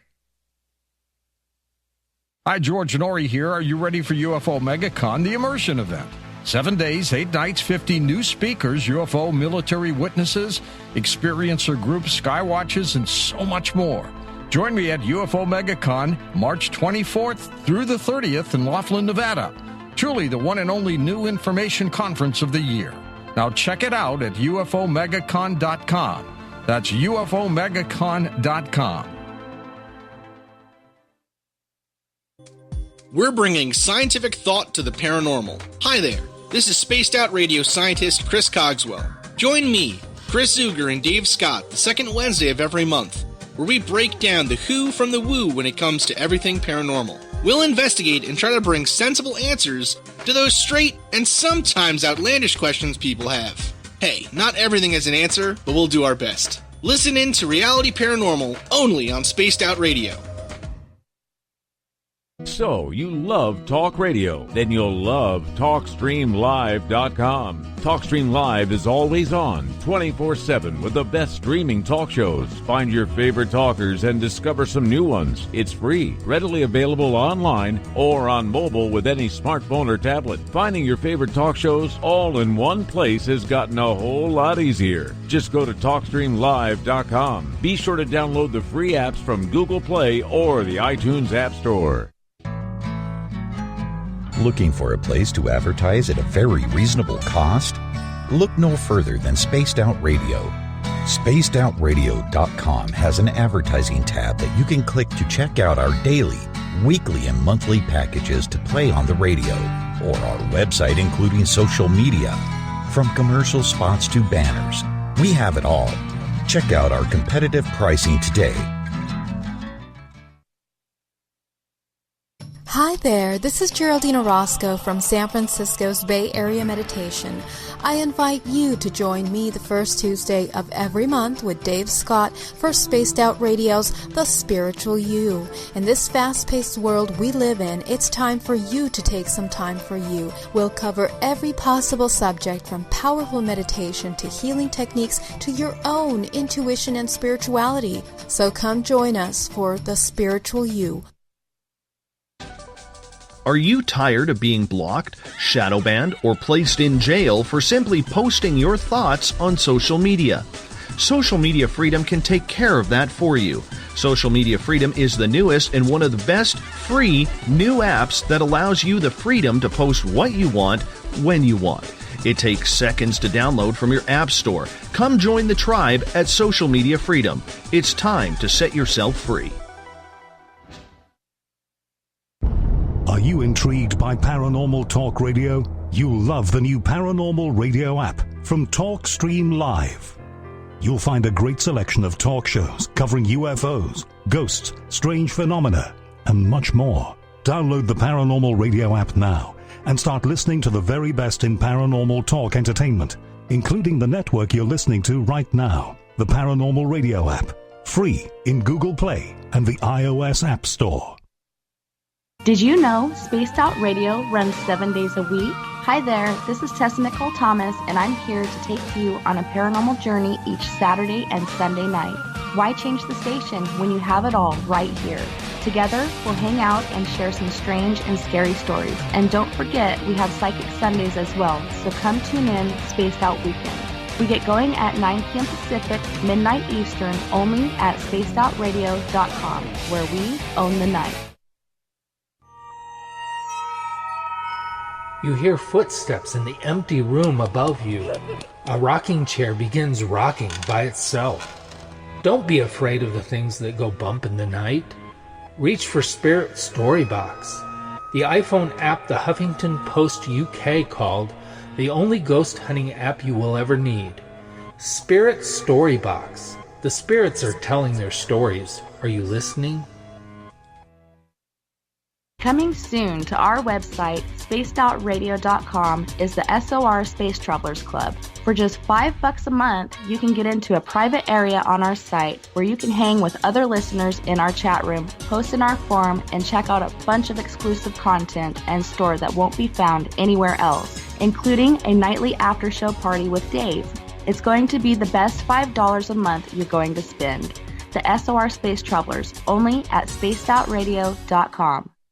Heading to Vancouver and looking for a night on the town? The Moose Vancouver is the bar that never stops rocking until 2 a.m. every night. The Moose has great food with everything on the menu from $6.95 to $8.95. Fantastic, vibrant staff and rock and roll that will bring you back to when the music was real, the hair was long, and the guitars were rocking.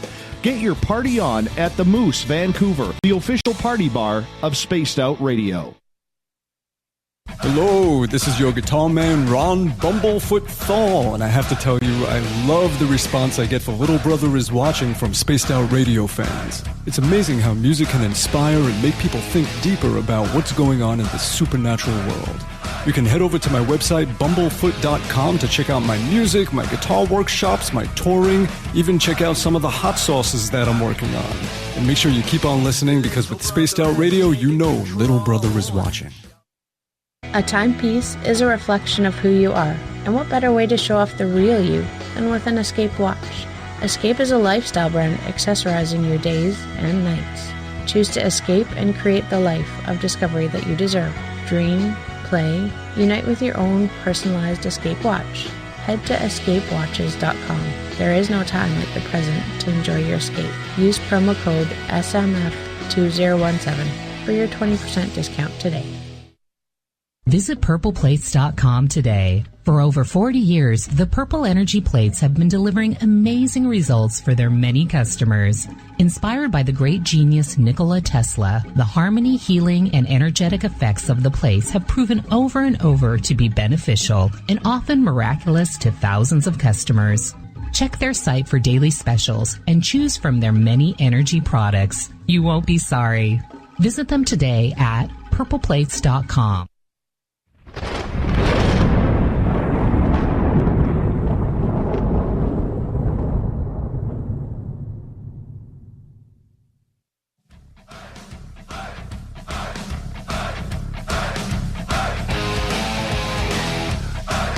We're past the halfway point of Spaced Out Radio tonight. I am your host, Dave Scott. Thank you so much for joining us on this Friday night, early Saturday morning, if you're on the East Coast, across the pond, or down under.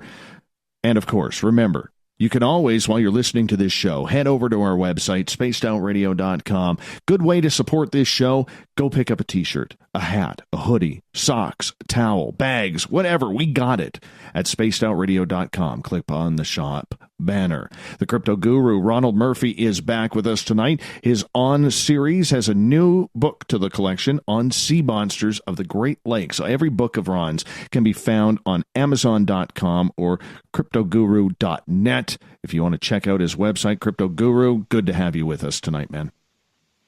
Oh, hey, I can't believe we're already halfway over.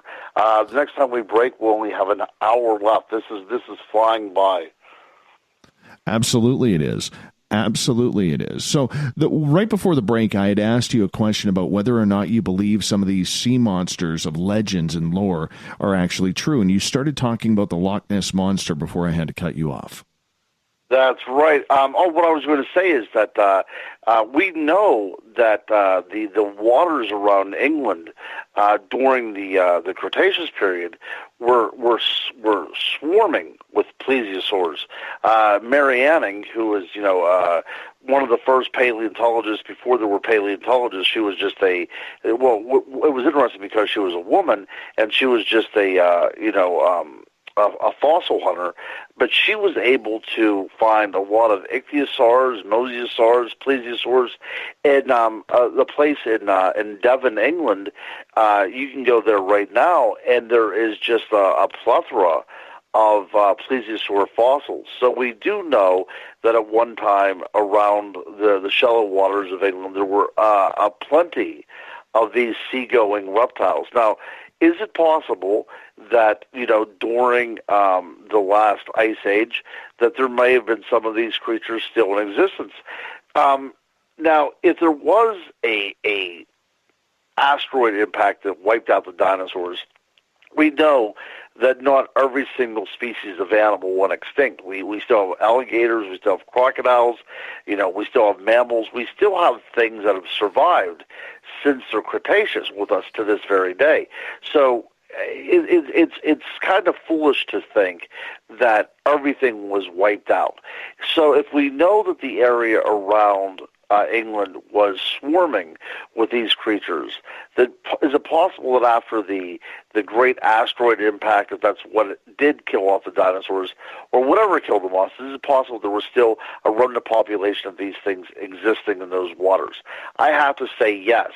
And if that was the case, whenever the glaciers did open up a channel to allow all this water to flow into Loch Ness, could some of those, what we call sea monsters, have made their way into Loch Ness? Absolutely. It just makes perfect sense for me. Whether they flew, whether they went in, from a rush of water, or whether they followed, new species, or whether they followed species of fish into there, what have you. But is it possible they went in and they got trapped? It makes sense to me. It makes sense to me as a researcher, and it makes sense to me, from a scientific point of view. And we know that there was sea life inside Loch Ness because we find seashells fossilized to this very day around Loch Ness. Now, because Loch Ness is the same age as the Great Lakes and the same age as Lake Champlain, and all these things have monsters attached to it, could those monsters have come from the sea? And that's why I kind of think I think any of our listeners will say that there are unexplained, uncatalogued creatures in the oceans. And all I'm trying to say is take a leap of faith and think that some of those creatures in the oceans have found their way into our lakes around the world. One final question before we get to some audience participation here, because I know you love taking audience questions in our chat rooms and on Twitter at #SpacedOutRadio. Do you believe that a lot of these creatures may have become landlocked, so to speak, because of the Ice Age? And that's why on every continent on this planet, we hear these stories from these very deep lakes that some people claim are bottomless, though we know there are no such things as bottomless lakes on this planet. But nonetheless, do you think that's where they come from? Is that a lot of these creatures may be around, but they're actually adapted over the centuries and millennia to their surroundings, where we don't know about underground tunnels. We don't know about underground caverns that lead to underground lakes or river systems. Right. No, I think that's the perfect thing.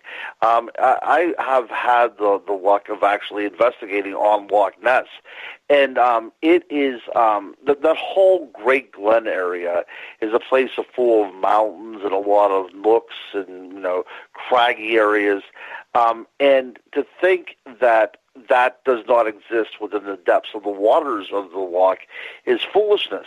There was probably a 2.5 mile thick glacier that went in there and just kind of gouged everything out. Same way with up at the Great Lakes. But we were not starting from a very smooth surface to begin with. All this stuff would have features, and to think that there would not be caves in there or naturally occurring fissures is really ludicrous. So if these animals were able to make their way in there, it's possible that they live within the lakes, and they could actually be subterranean dwelling animals in these pockets that would open up into these air-filled rooms. There's nothing to say that does not exist there. But even if that is a little bit too speculative, we could think that there is a lizard type of creature in these Great Lakes that is able to, absorb enough oxygen from the water itself through adaptation, so it doesn't have to come up for air very often, becoming more like an amphibian than a reptile. Extremely, extremely possible. Or if a seal was able to enter into these waters, 14,000 years ago at the time of their creation, is it possible that it was able to adapt? Yes, it is. There's a new book out called The Seal Serpent, which the author proposes that there is a long-necked seal that accounts for many of these sea creatures, these sightings in lakes. Now, I'm not sure if I buy that or not, but what the author does a good job of showing you is that adaptation can take place over a very short period of time, resulting in a completely a new animal. All right, let's get to some audience questions here because we're really, really backed up.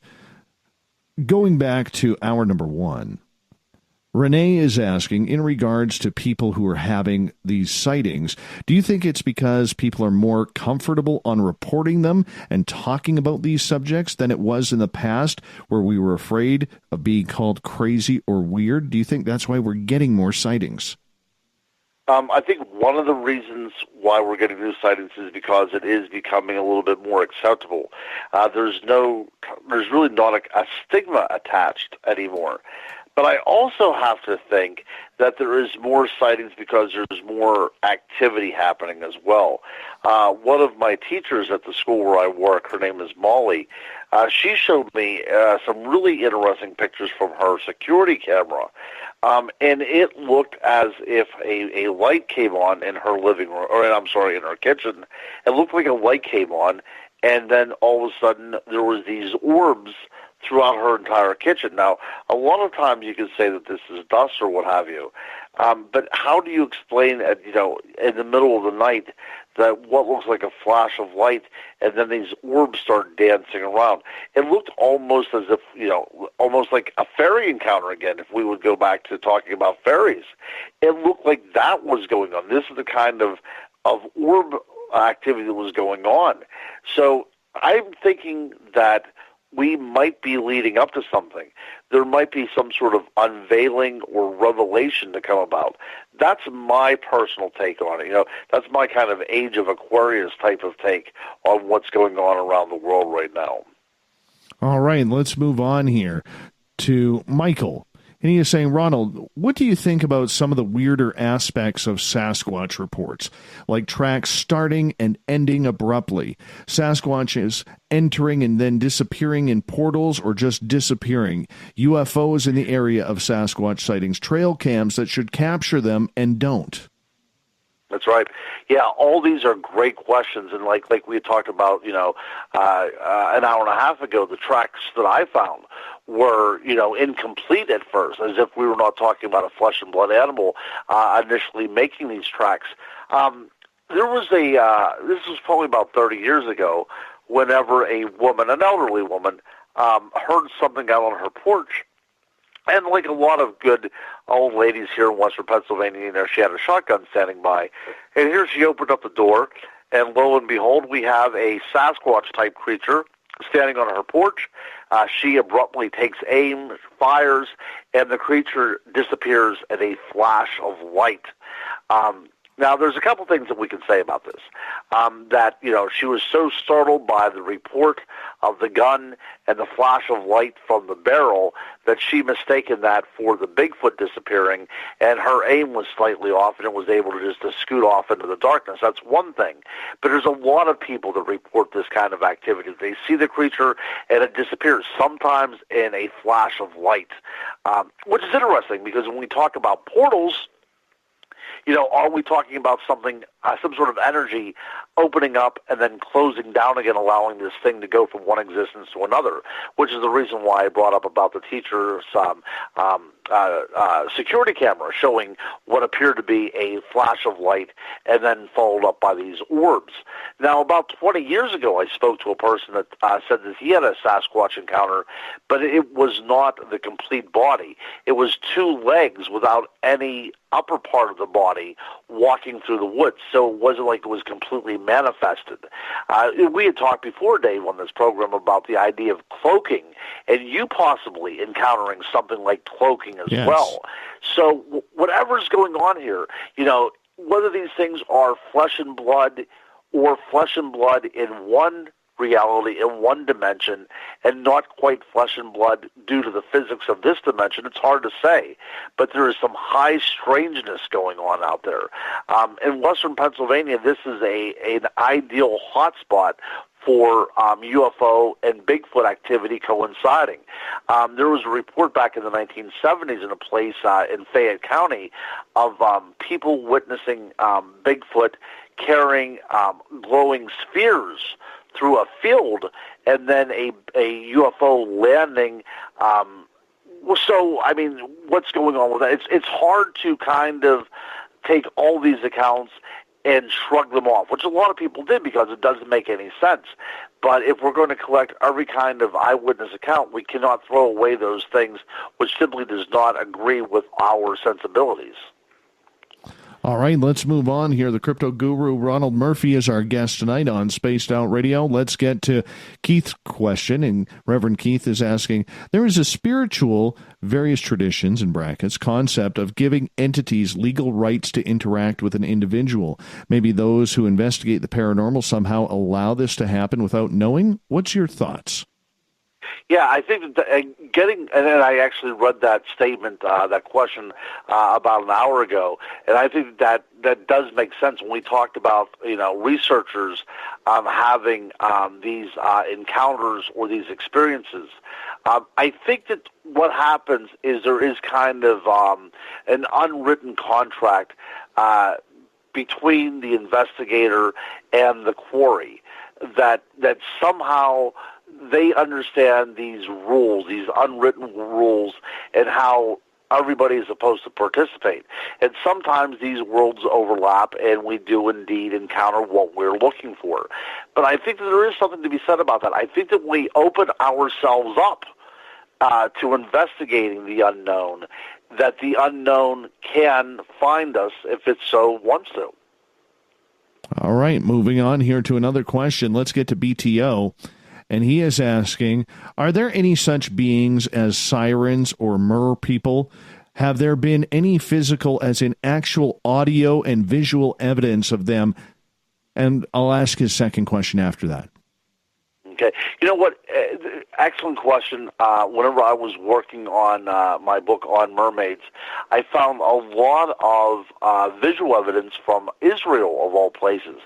Now, they looked very, very photoshopped, but it got to the point that there were so many people taking pictures of mermaids in Israel that the Israeli government offered a pretty sizable bounty for anybody that could provide proof of a mermaid. Now, that one unclaimed, but there was a plethora of pictures and film being taken.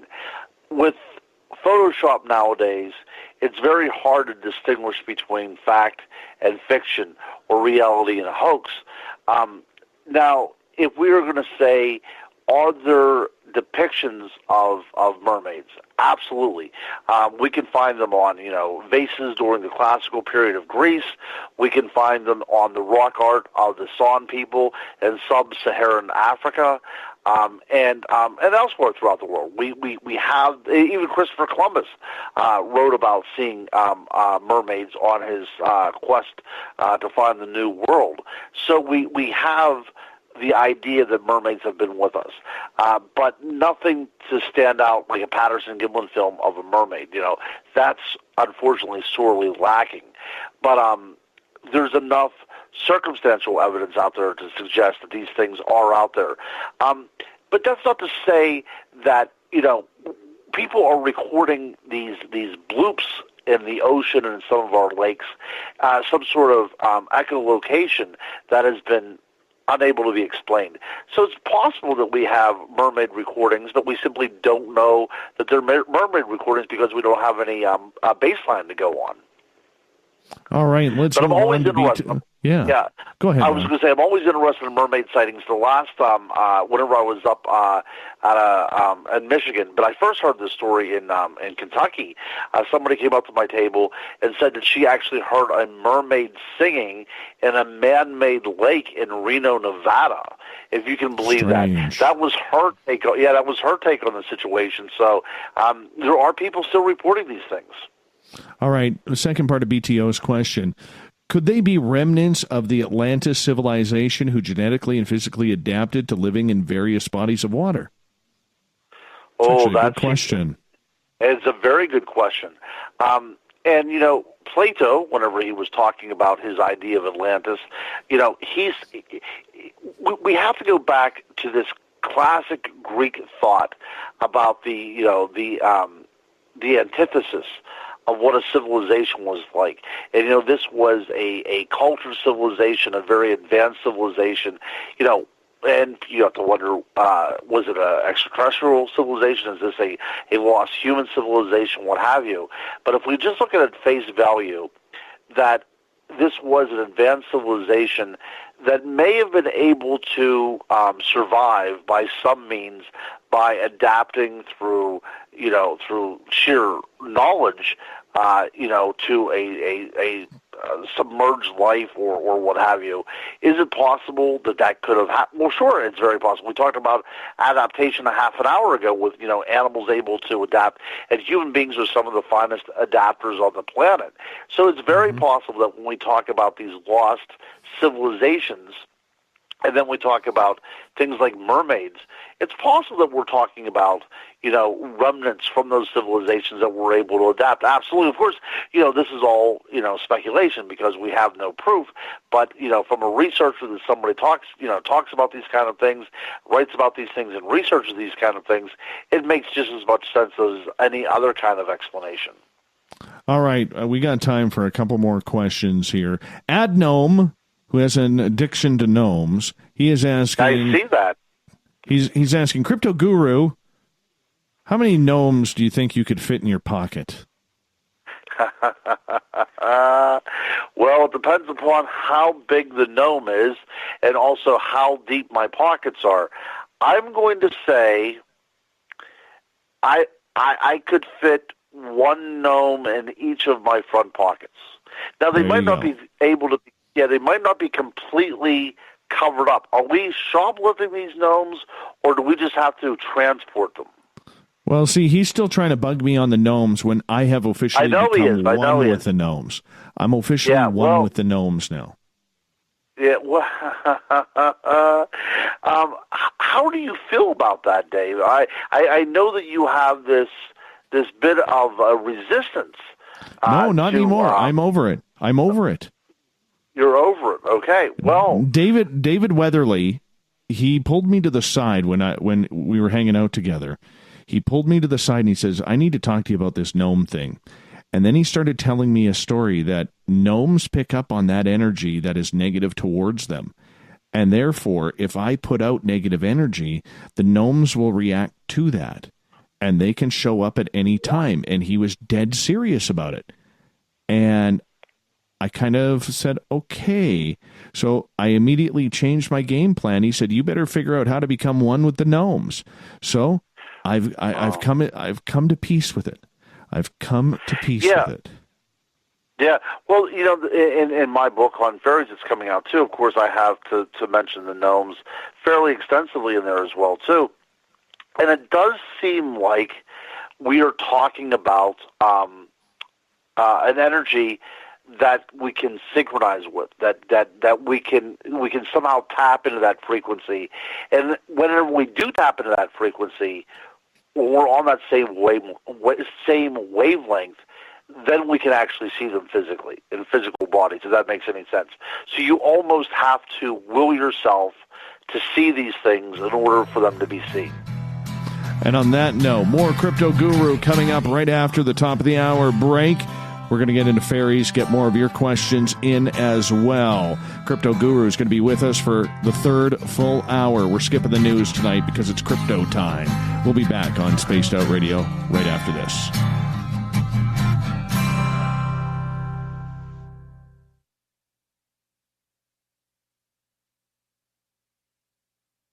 At spacedoutradio.com, we have a little bit of everything for you to stay up late.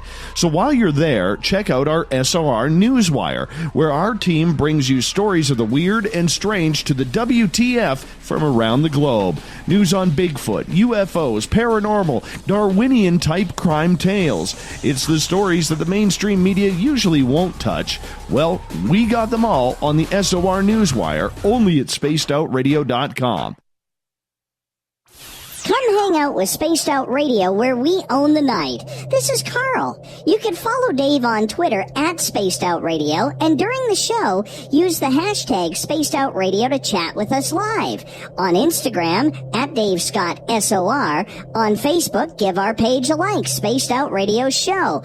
SOR archives are free on YouTube at Spaced Out Radio. Come join us, or I will come join you. See you at your window. You're listening to Spaced Out Radio Live with Dave Scott on the Deep Talk Radio Network. Visit purpleplates.com today. For over 40 years, the Purple Energy Plates have been delivering amazing results for their many customers. Inspired by the great genius Nikola Tesla, the harmony, healing, and energetic effects of the plates have proven over and over to be beneficial and often miraculous to thousands of customers. Check their site for daily specials and choose from their many energy products. You won't be sorry. Visit them today at purpleplates.com. Find your escape where time has no limits. It's about living today and cherishing the heritage of yesterday. A spirit of adventure for what is new with the nostalgia of the past. Your timepiece is a reflection of who you are. Life surrounded by beauty from the world around us to the soul within. EscapeWatches.com. There is no time like the present to enjoy your escape. Use promo code SMF2017 for your 20% discount today. You know, it's hard being the bad man of ufology, but that's just the way that I like it. This is Chris George Zuger, and I'll be hanging out with Dave Scott and SOR scientist Chris Cogswell for Reality Paranormal, the second Wednesday of every month. And our job is to break it down and come to conclusions as to what is really going on in the supernatural world. I'd love for you to join us right here on Spaced Out Radio. Hey, this is Canadian Paranormal Investigator Mike Moore. The third Wednesday of every month, I'll be teaming up with Dave Scott to bring you Ghosts of the Great White North. Each month, we will bring on guests from across Canada to discuss their ghostly encounters. Canada is a paranormal hotbed with stories you've never heard, so we're going to bring them to you. So get comfy on your Chesterfield, grab a donut, and join us, eh?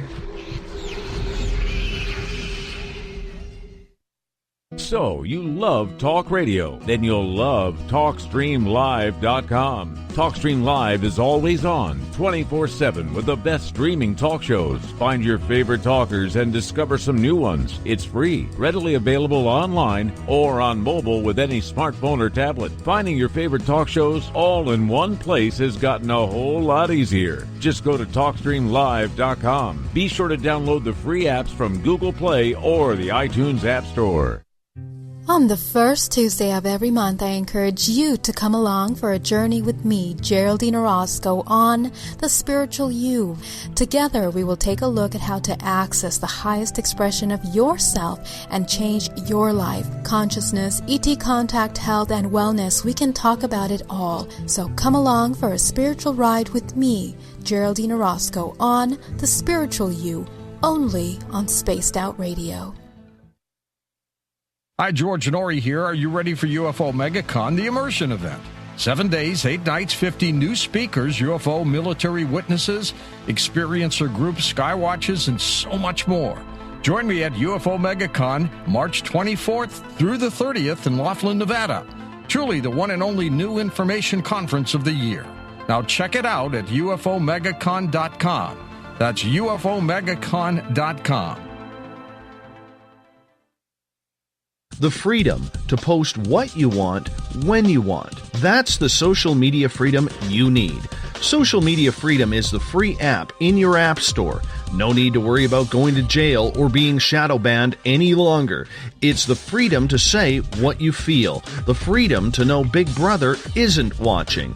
It's the way social media is supposed to be. Social Media Freedom. It's time to set yourself free. Download from your app store today. We are getting ready to relaunch the SOR Space Travelers Club at spacedoutradio.com. For $5 a month, you can join us for a plethora of features found nowhere else. Hang out in a private chat room during the show and after party. You can check out some exclusive content and a store specifically for you. as well as a private listener forum where you can post your thoughts, stories, and pictures. The SOR Space Travelers Club, coming soon to spacedoutradio.com. The Call of the Wild is in Vancouver. The Moose Vancouver is one of the hottest bars and restaurants in the city. Open until 2 a.m. nightly, the Moose will rock you like a hurricane all night long. Great food with everything on the menu at $6.95 near the corner of Nelson and Granville. Get your horns up and come rock with us. The Moose Vancouver, the official rocking bar of Spaced Out Radio.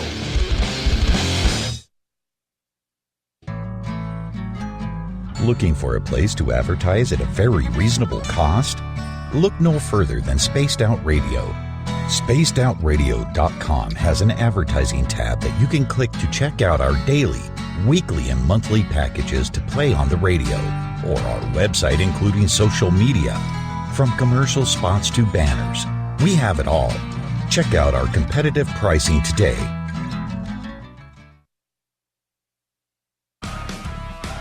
Get your horns up with me on Spaced Out Radio. This is Ron Bumblefoot Thal. Come tune in to SOR where you can hear me rock out with Little Brother is Watching, the official theme song of Spaced Out Radio.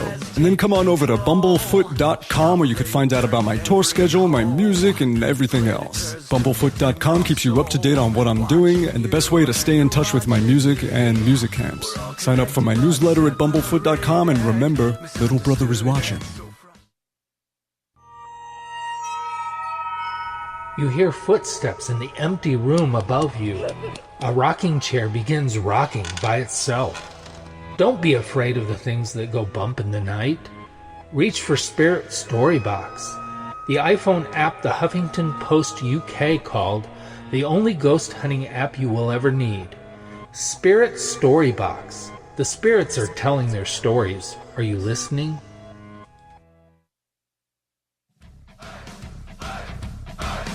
Would you like to connect with us? Head to spacedoutradio.com for all your latest show info.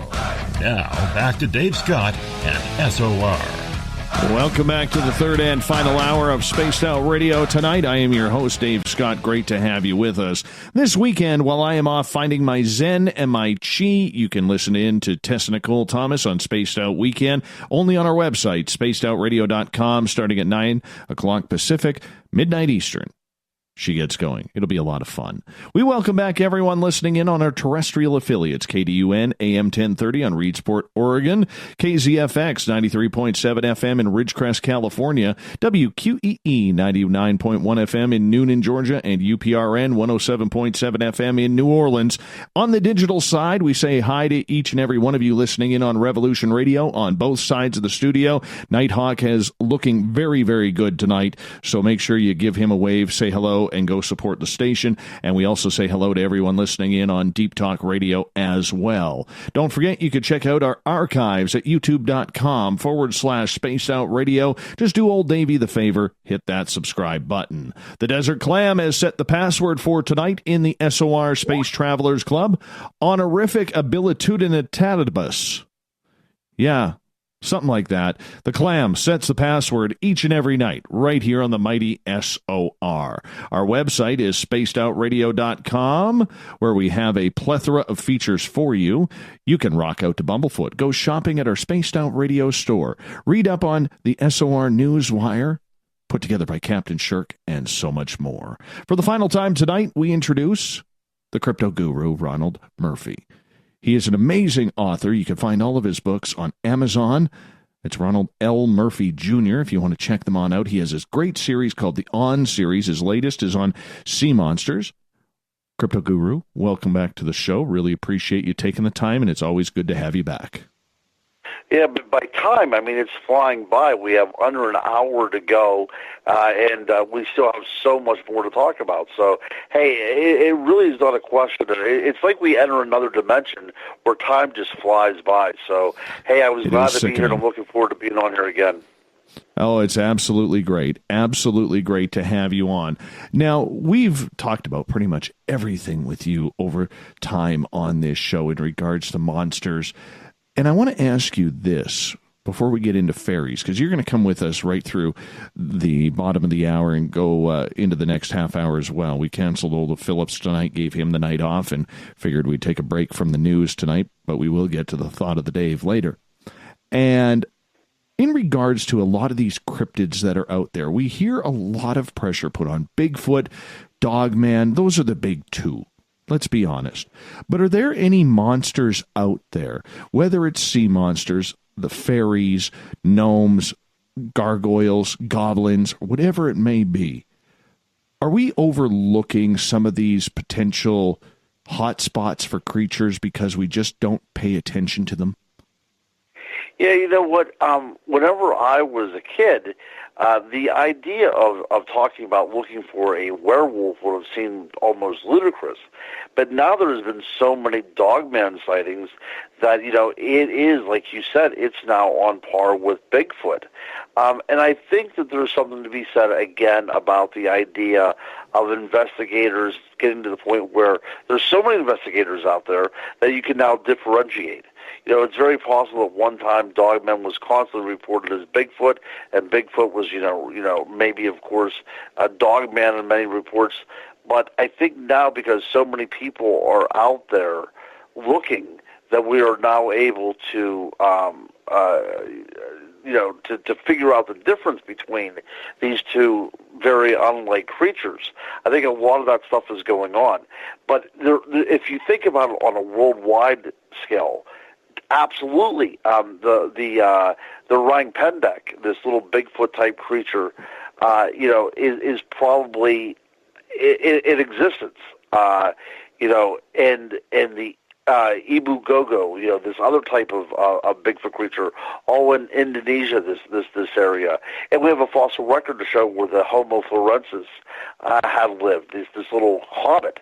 So we do have a fossil record continuing to show that, you know, up into historical times, if not today, these very small creatures may have existed there as well too. Definitely in the oceans. You know, when we think of things like the megalodon, is it possible the megalodon's out there? You know, probably not. But, you know, sea creatures that have been, you know, maybe not even seen in the fossil record, I'm sure, are out there. And as I wrote in my one book, the idea of mermaids being in existence is very plausible as well, because this is a massive ocean. So there are so many different ecosystems around this world, each with their own biomes and each with their own little niches. To think that, you know, Bigfoot and Dogman are the only two creatures out there, that's not good science. I'm quite sure that there's other things haunting the periphery of our civilization, around this globe. How do we know, though? How do we know it's not our imagination or our fear of not recognizing anything that goes on? Because in the end, you know, we as humans have great imaginations. We really do. But on the flip side, we also don't really sometimes comprehend what it is we're actually seeing. That's right. When we talk about anatomically modern humans, you know, we've been around for about 200,000 years, and that means that our brain, the size of our brain right now, what we're capable of doing was in those Cro-Magnon skulls 200,000 years ago. So they were able to, be imaginative the same way that we are. So, of course, I'm sure that many things, you know, they started to make shapes out of the darkness and give them faces. Of course that happened. And also what happened as well, too, is that we as humans do not want to admit that we are capable of such animalistic things, so we have invented vampires and we have invented werewolves. That because we want that human that is able to descend into such madness to wear the mask of a monster than to admit that there's humanity involved. This is all sociological, this is all, you know, philosophical talk. Sure, that actually does explain away a lot of the myths and monsters that are out there, okay? But what happens when we're talking about finding a trackway that's just passing through, or whenever we talk about the fleeting sighting of something that once remained hidden but somehow, some reason has to cross our path to get to its next, next appointment. These are the things that fascinate me. These things that show up in out-of-the-way places that you're not hunting for them. You're not searching for them. They do not want to be found, but we kind of brush into these things. That's what keeps me going. Of course, a lot of this is imagination. Of course, a lot of this is personification of the unexplained things in life. The same way we thought, it was the gods that was creating thunder and lightning, but in our modern world now we know what's going on. But there are things that even science cannot explain away, and that's what makes this world such an interesting place, to think that it's still keeping secrets from us. And a lot of people can't really accept that because of the advancement of science and technology. We tend to feel that we've found almost everything out there, even though as much as we focus on the species that are becoming extinct, and there's some big species, there's still a lot of species, not only in the ocean, but in the jungles of Africa and even here in North America, that are still being found. Oh, sure. I mean, look, little amphibians are being found. Species of spiders are being found. Of course, insect species all the time. Ocean-going species all the time as well. But there are still those large mammals out there to be found. I'm positive of it. To think that we have found everything that's to be found out there in the mammalian world is nothing more than hubris on our part, to think that we are the end-all and be-all, and we know all the secrets that's out there. But there are more things in heaven and earth than we can comprehend, my friend. You know that. That's why you're still broadcasting. Well, we try our best here. We try our best. Adnome has a question for you, saying, what's the difference between a monster and a beast? Because King Dave Gnome is a beast. What, really, Adnome? Really, Adnome?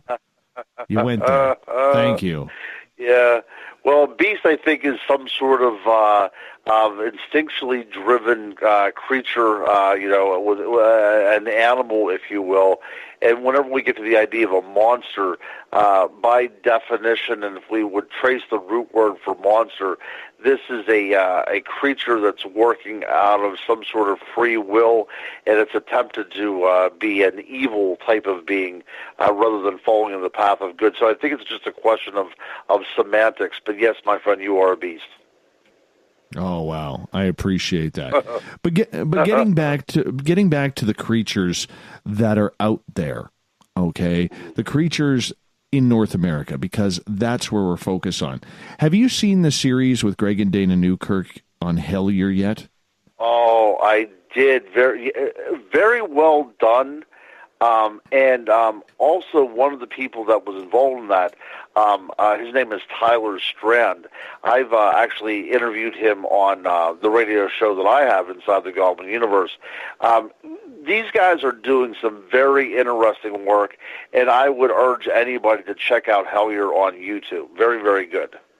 Yeah, I thought about that too. So what do you think about these alien-looking goblins that are allegedly running around this cave system in Hellier, Kentucky?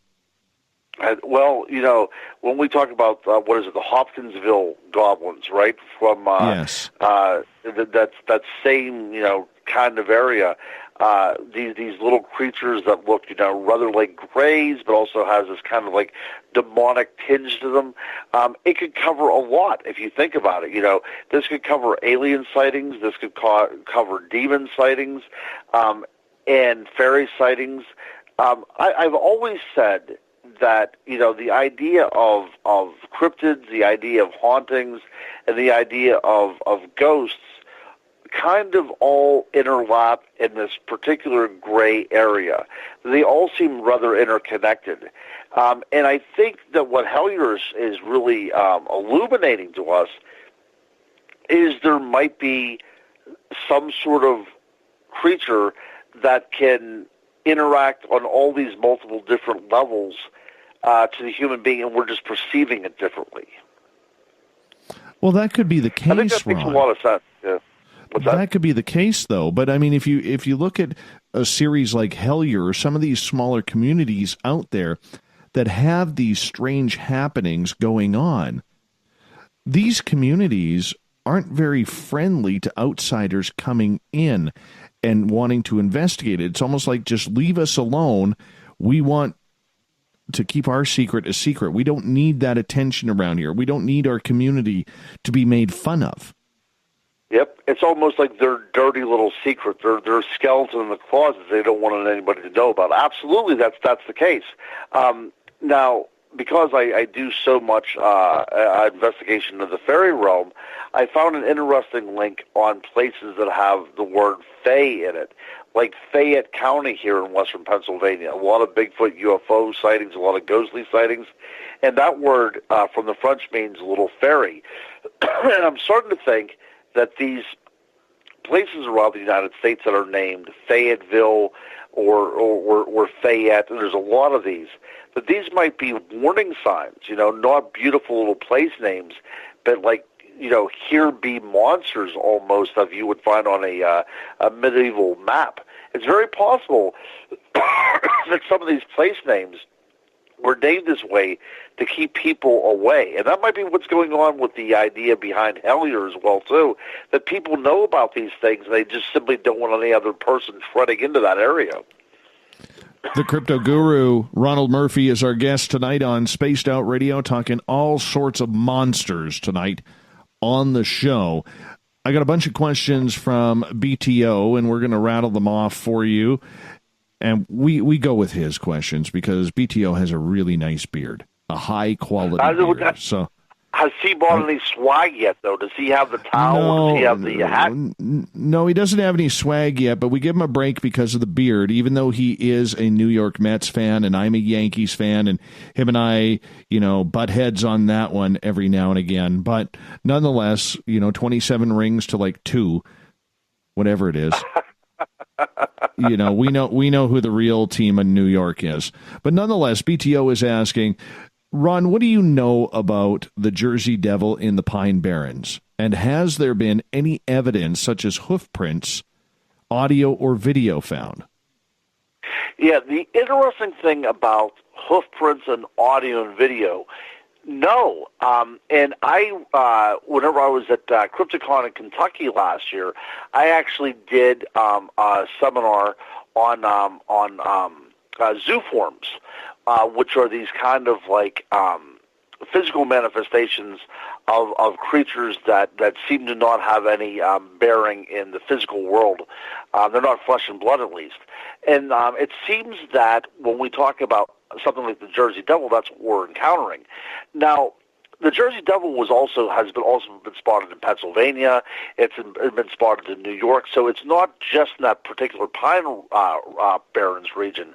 But what's interesting is as I'm going through all this information, a farmer did allegedly shoot one and bring it down. Now, I was never able to find any pictures or anything to corroborate that, so it seems like what we're dealing with here is a legend, and a legend building upon a legend, but there have been famous people that have seen what they would call the Jersey Devil and have fired upon it. And it's interesting because sometimes it's described as like this almost camel-like creature with wings, but sometimes it's also described as kind of like a flying reptile, almost like a pterosaur that you would find off of Jurassic Park. So, and whenever we think of like things like the Thunderbird, those things are still being found to this very day, or at least cited to this very day.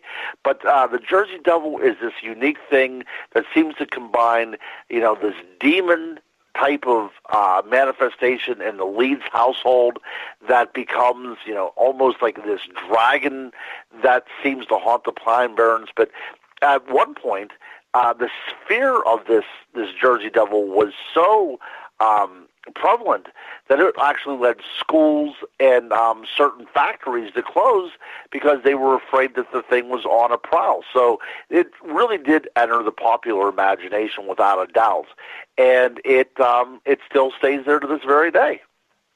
Very intriguing indeed. Very intriguing. Let's get to the second part of BTO's question, where he's asking, Ron, what do you know about then the chupacabra? Are there physical differences between the chupacabra in Puerto Rico and those in the southwest United States? Well, sure. Whenever we talk about whenever the chupacabra was first, reported, it was this kind of small, almost like a porcupine type of animal. It talked about having quills or spines all over its body, red glowing eyes, kind of a serpent like a flicking tongue. Some people said that it was a military experiment that got away. Other people said that it was an extraterrestrial creature that escaped some sort of laboratory. But at first, it was a very interesting little creature. Jonathan Downs from the Center for Freudian Zoology suggested that it may have been the witnessing of a Puerto Rican porcupine that is believed to be extinct, but there might be a remnant population. So people may have seen a porcupine and kind of believed that this was some sort of monster, and it became the chupacabra. I'm not sure about that. It's an interesting theory, but as it moves into out of the islands and into Florida, it still maintains this semblance of some sort of small goblin-like creature. Only whenever you reach Mexico or reach Texas does it become a dog. It becomes canine. It leaves its form of this small little goblin, this quilled goblin, and becomes a blue dog creature that seems to roam around, and people have actually shot and killed them. The DNA seems to suggest that it is a known a breed of dog that may possibly be interacting with or interbreeding with coyote, but It's a cool thing to look at whenever we talk about cryptozoology or any kind of legend.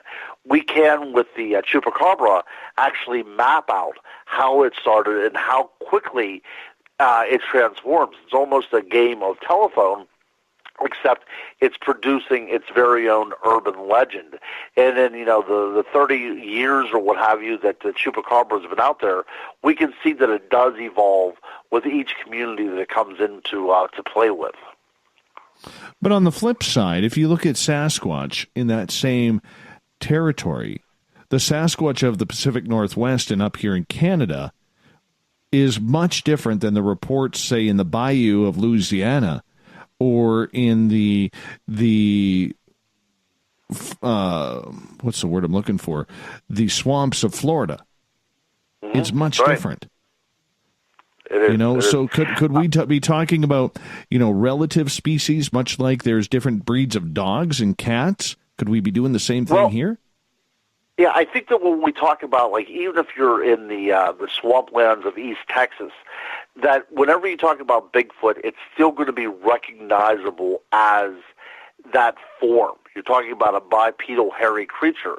Now, with the chupacabra, it has kind of changed from this kind of, hissing, kind of different characteristics of a reptile and strangely mammalian as well, to now become almost like a canine figure, which they have plenty of pictures of too, by the way. But so it's made its morphology has changed to the point that it's unrecognizable from its origins to what it is now. Unlike Bigfoot, we could still, if we saw a picture, we might call it a skunk ape, or we might call it, the Momo or the Sasquatch, what have you. But at least we would still know that that is what we're looking at. But if we would look at the early pictures of the chupacabra, and I'm sure that one of your listeners will probably throw up one of those pictures of this red, beady-eyed creature with a tongue flicking out, to the dog creature that is now claimed to be the chupacabra today, you could not even put any of them together. So they're not even slightly similar. So there's definitely been a change going on that it's not easily explainable away. Yeah. Right. The crypto guru Ronald Murphy is with us tonight on Spaced Out Radio. It's been a while, and he's a good friend of this show, so we actually gave Olaf Phillips the night off tonight so we could continue on with the guru, because the stories never get old. They're always interesting. And coming up after the break, we are going to get into Dogman. We are going to get into fairies, your questions, and so much more on Spaced Out Radio. And remember, during the break, make sure you check out our Spaced Out Radio store on our website. Click the shop button. If you want to support this show, that's the best way to do it. Go to our store, get some swag, start wearing our brand around. You'd look good in it. We'll be back with more SOR after this.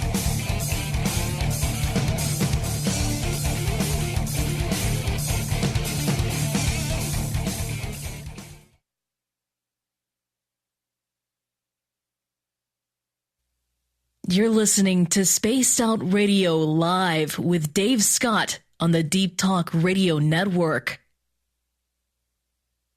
Hello, this is your guitar man, Ron Bumblefoot Thal, and I have to tell you, I love the response I get for Little Brother is Watching from Spaced Out Radio fans. It's amazing how music can inspire and make people think deeper about what's going on in the supernatural world. You can head over to my website, bumblefoot.com, to check out my music, my guitar workshops, my touring, even check out some of the hot sauces that I'm working on. And make sure you keep on listening, because with Spaced Out Radio, you know Little Brother is watching. We're bringing scientific thought to the paranormal. Hi there, this is Spaced Out Radio scientist Chris Cogswell. Join me, Chris Zuger, and Dave Scott the second Wednesday of every month, where we break down the who from the woo when it comes to everything paranormal. We'll investigate and try to bring sensible answers to those straight and sometimes outlandish questions people have. Hey, not everything has an answer, but we'll do our best. Listen in to Reality Paranormal only on Spaced Out Radio. Visit purpleplates.com today. For over 40 years, the Purple Energy Plates have been delivering amazing results for their many customers. Inspired by the great genius Nikola Tesla, the harmony, healing, and energetic effects of the plates have proven over and over to be beneficial and often miraculous to thousands of customers. Check their site for daily specials and choose from their many energy products. You won't be sorry. Visit them today at purpleplates.com. So, you love talk radio? Then you'll love TalkStreamLive.com. TalkStream Live is always on, 24/7, with the best streaming talk shows. Find your favorite talkers and discover some new ones. It's free, readily available online or on mobile with any smartphone or tablet. Finding your favorite talk shows all in one place has gotten a whole lot easier. Just go to TalkStreamLive.com. Be sure to download the free apps from Google Play or the iTunes App Store. Hi there, this is Geraldine Orozco from San Francisco's Bay Area Meditation. I invite you to join me the first Tuesday of every month with Dave Scott for Spaced Out Radio's The Spiritual You. In this fast-paced world we live in, it's time for you to take some time for you. We'll cover every possible subject, from powerful meditation to healing techniques to your own intuition and spirituality. So come join us for The Spiritual You. Coming soon to our website, spacedoutradio.com, is the SOR Space Travelers Club. For just $5 a month, you can get into a private area on our site where you can hang with other listeners in our chat room, post in our forum, and check out a bunch of exclusive content and store that won't be found anywhere else, including a nightly after-show party with Dave. It's going to be the best $5 a month you're going to spend. The SOR Space Travelers, only at spacedoutradio.com. You hear footsteps in the empty room above you. A rocking chair begins rocking by itself. Don't be afraid of the things that go bump in the night. Reach for Spirit Storybox, the iPhone app the Huffington Post UK called the only ghost hunting app you will ever need. Spirit Storybox. The spirits are telling their stories. Are you listening? A timepiece is a reflection of who you are, and what better way to show off the real you than with an Escape watch? Escape is a lifestyle brand accessorizing your days and nights. Choose to escape and create the life of discovery that you deserve. Dream, play, unite with your own personalized Escape watch. Head to escapewatches.com. There is no time like the present to enjoy your escape. Use promo code SMF2017 for your 20% discount today. Looking for a place to advertise at a very reasonable cost? Look no further than Spaced Out Radio. SpacedOutRadio.com has an advertising tab that you can click to check out our daily, weekly, and monthly packages to play on the radio, or our website including social media. From commercial spots to banners, we have it all. Check out our competitive pricing today. Heading to Vancouver and looking for a night on the town? The Moose Vancouver is the bar that never stops rocking until 2 a.m. every night. The Moose has great food with everything on the menu from $6.95 to $8.95. Fantastic, vibrant staff and rock and roll that will bring you back to when the music was real, the hair was long, and the guitars were rocking. Get your party on at the Moose Vancouver, the official party bar of Spaced Out Radio. Did you know Spaced Out Radio runs 7 days a week? Hi there, this is Tessa Nicole Thomas, and I'm here to take you on a paranormal journey each Saturday and Sunday night. Why change the station when you have it all right here? Together, we'll hang out and share some strange and scary stories. And don't forget, we have Psychic Sundays as well, so come tune in Spaced Out Weekend. We get going at 9 p.m. Pacific, midnight Eastern, only at spacedoutradio.com, where we own the night. Are you intrigued by Paranormal Talk Radio? You'll love the new Paranormal Radio app from TalkStream Live. You'll find a great selection of talk shows covering UFOs, ghosts, strange phenomena, and much more. Download the Paranormal Radio app now and start listening to the very best in paranormal talk entertainment, including the network you're listening to right now, the Paranormal Radio app, free in Google Play and the iOS App Store. Are you tired of being blocked, shadow banned, or placed in jail for simply posting your thoughts on social media? Social Media Freedom can take care of that for you. Social Media Freedom is the newest and one of the best free new apps that allows you the freedom to post what you want when you want. It takes seconds to download from your app store. Come join the tribe at Social Media Freedom. It's time to set yourself free. Hi, George Norrie here. Are you ready for UFO MegaCon, the immersion event? 7 days, 8 nights, 50 new speakers, UFO military witnesses, experiencer groups, skywatches, and so much more. Join me at UFO MegaCon, March 24th through the 30th in Laughlin, Nevada. Truly the one and only new information conference of the year. Now check it out at UFOMegaCon.com. That's UFOMegaCon.com.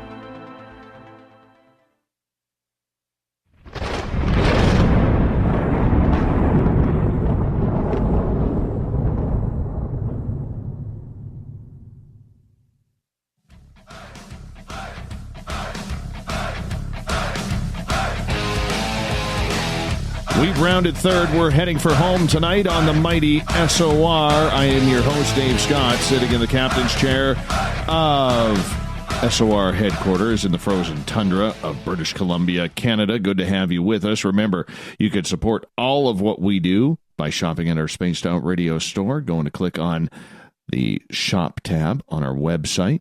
T-shirts, hats, hoodies. Anything that you want to grab, we got it right there. Grab yourself a coffee mug, too. Those are pretty cool. But it's a good way to support the show, so make sure you go and check it on out at spacedoutradio.com. For the final time, we introduce the crypto guru, Ronald Murphy, who is filling in because we wanted to talk cryptids tonight. Nothing against Olaf Phillips, but, you know, Olaf works pretty hard for us, getting us the news each and every night.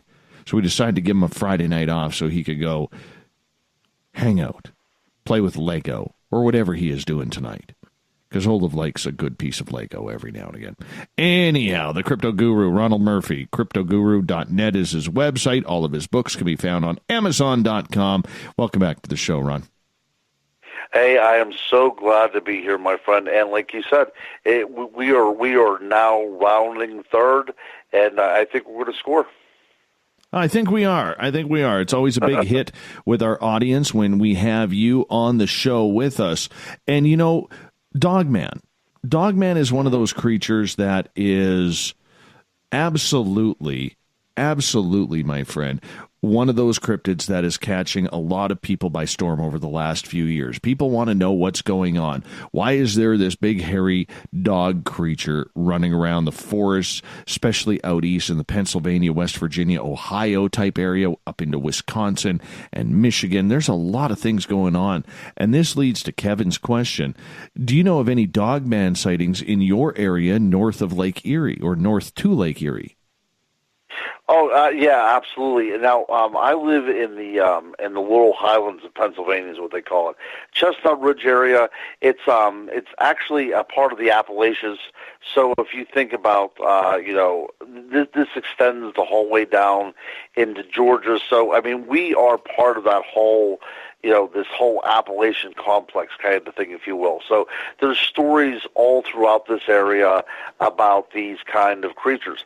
Now, the dogman creature actually in Michigan, it goes back until the mid 1800s when people start seeing these dogmen up there. So this is an old tale. Even Native Americans talked about this idea of this dog-like creature. So we're not talking about a very modern thing. What makes it so modern is people are witnessing it now and coming to the forefront and talking about it. Now, not very far from where I live right now, maybe 7 miles away, about a year ago, somebody spotted one of these things in their backyard during the summertime. It was basically just standing up watching them from the wood line as they were getting out of their car. And it just stood there watching them. I mean, it wasn't any kind of sensational encounter, but they saw a creature that stood upright with the head of a dog, just staring at them. And there's reports of these things up in Maine to the point of them trying to actually attack and getting into people's homes. So the reports of dogmen are now on the rise because I think people are starting to move, into the woods, into places that were normally wild areas, number one. And number two is because it's part of the mainstream now that people can talk about these things without fear of ridicule or stigma. Is there a difference, and I've asked Butch Witkowski this, and he's more on the eastern side of the state, but is there a difference in the dogman that has been reported and this bipedal canine that people are talking about in his area in that lichen loop? Yeah, see, we talk about lichens too. As a researcher, that is one of the things that I wrestle with. Are we talking about a cryptid? Or are we talking about a shapeshifter? Are we talking about a person that is able to go through a metamorphosis and transform into a wolf? See, this is wherever this becomes quite a difficult thing to kind of define. There are dogmen creatures out there that seem to point towards something that is more natural, more like a Bigfoot type of creature. But then we have these other ones that seem to be, a person that was able to shapeshift, that works intelligently, that works with free will, that has a plan of action. And it's very difficult to kind of differentiate what we're talking about when we're talking about the dogman. And that includes Europe as well, too, when we look at these things throughout history. And I think that's the other fascinating thing, is we really don't know what we're talking about. People like werewolves, they're part of the cinema and everything else. Yes. And a lot of people like to think that there's a werewolf out there. But then I've done a lot of witness interviews where I know that they're talking about a cryptid more than something that was able to morph from a person into a creature. Well, that's strange indeed, because there is a lot of people out there who do believe in the werewolf. And there's a lot of people who believe that, whatever that is just a mythical type creature. But in regards to the dogman, why does it seem to have, if everybody who has had an encounter says this, have such a fearful aura about it, a fearful energy that people claim? Because when people see Bigfoot, they don't seem to have that same fear for the Bigfoot, even though the energy that could be strong around it. That's right. And as far as we know, although people go missing all the time, as far as we know, this werewolf isn't out hunting human beings in packs either. So what is the reason for that? It could be that we're dealing with something like infrasound, and this is a territorial mechanism to stay, to keep people out of their particular territory by transmitting some sort of ultrasonic sound to make people feel, terrified. And that is a proven thing that happens in nature. This is not make-believe. So it's possible they're using infrasound. It's possible that they're using pheromones. And it might be also possible they're just such a terrifying-looking creature, and they've been around us since we've been human beings, that it's now part of our collective unconscious, and we know instinctually to stay away from them. But what about hunters? People who are outdoors, they're armed, packing very, very powerful rifles, and basically a lot of these people who've come across Dogman while they're armed, and even Bigfoot for that matter, tend to get this telepathic message, Ron, that says you are going to be into a world of hurt if you fire your gun. It would not be a good idea to fire your gun. And they end up leaving. They end up getting out of that situation and not raising their arms in order to act on a defensive scale. What is your thoughts of that? Well, and I've talked to other people that felt like they've been punched in the chest, other people that have actually urinated themselves. It seems that there's something physiological that happens to these people. And also the idea of these things able to communicate telepathically as well is something that I've heard as part of this. So I think that we're dealing with a creature that's very highly intelligent and also very highly specialized in keeping, like I said, and actually tapping into people's nightmares, into people's subconscious nightmares. And that is a scary thing to think, that we're out there in the woods at these things' mercies. Even if we are loaded for elephant, as you said, even though we have high-powered weapons with us, it's still no good, because these things can actually go in there and screw with our heads. Never a calming thing to think when we step out in the woods, is it? That there's something out there that can do that to us. Well, it is scary. It is completely scary indeed, because we don't know what is really going on. And when you have people who've spent 20, 30 years or longer hunting, and they come across one of these creatures, these are people who've seen everything. They've had bears run at them. They've had cougars run at them. All sorts of animals that can harm you. And yet when one of these creatures comes along, all of a sudden these people are like, I'm never going in the forest again. It's strange how that happens. And there's been a lot of terrifying Bigfoot encounters, but more often than not, whenever people encounter one of these Dogman creatures, that is their conclusion. They're not going to go back into the woods again for fear of encountering something like this. It's a completely new, it's the new cryptid on the block, if you will, but it's one of the things that is most feared, and maybe that's why people weren't talking about it, is because they are so terrifying. Oh, completely terrifying. The people who have run into it are freaked right out. Now, we only got you for a couple more minutes here before we go to the thought of the day. You're going to continue your On series. I believe you have a new book that is taking us almost right back to the beginning of the On series coming up in your next edition. That is absolutely the case. It will be entitled On Fairies, and it will be looking at them from a completely historical point of view. We're going to go back into the Paleolithic and look at to see the way the ancients dealt with the world around them, and we're going to follow them right up into modern cultures.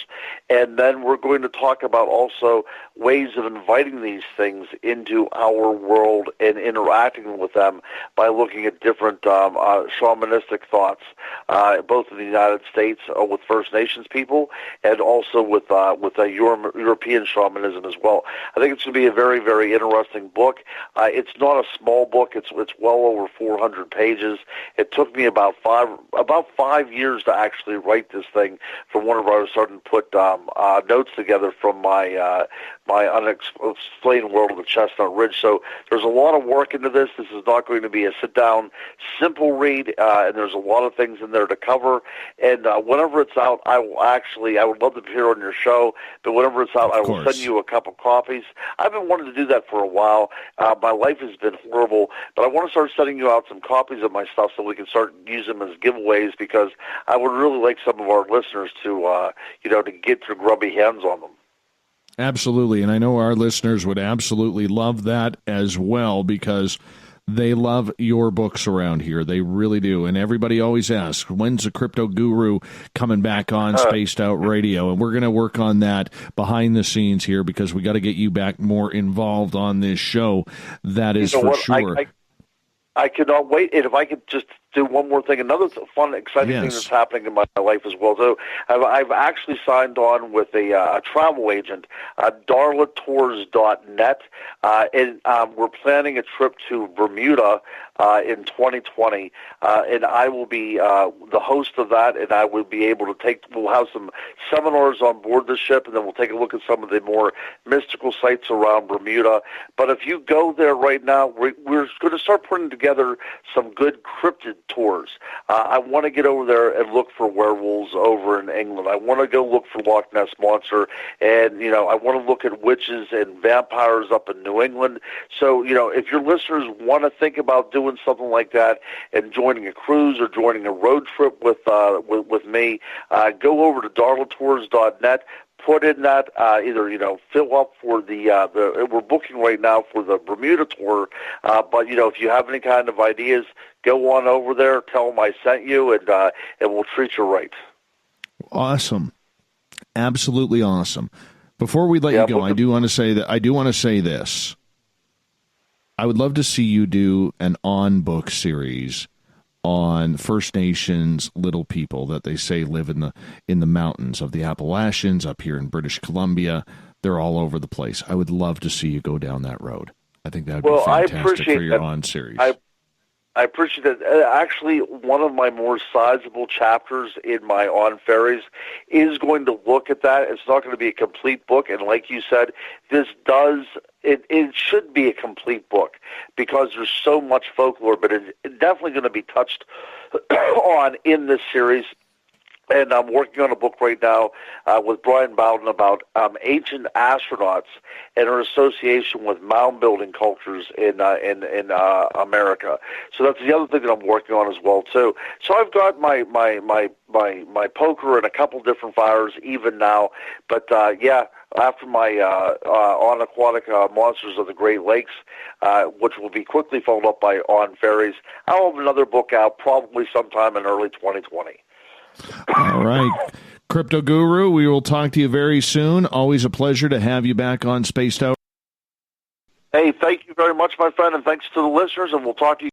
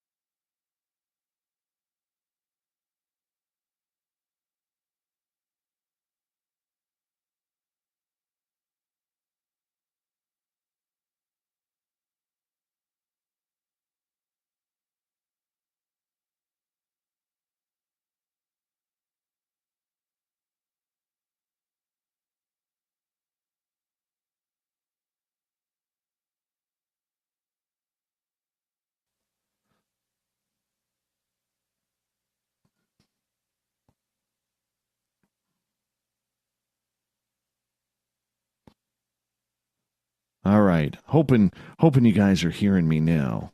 Hoping we haven't had a crash.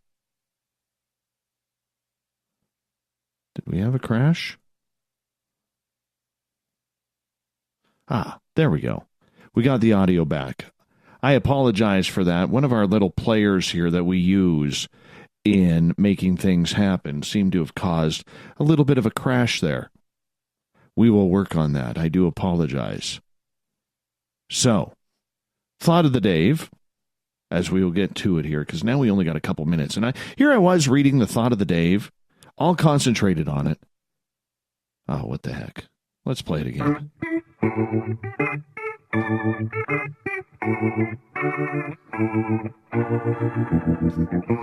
Yeah, I love the music.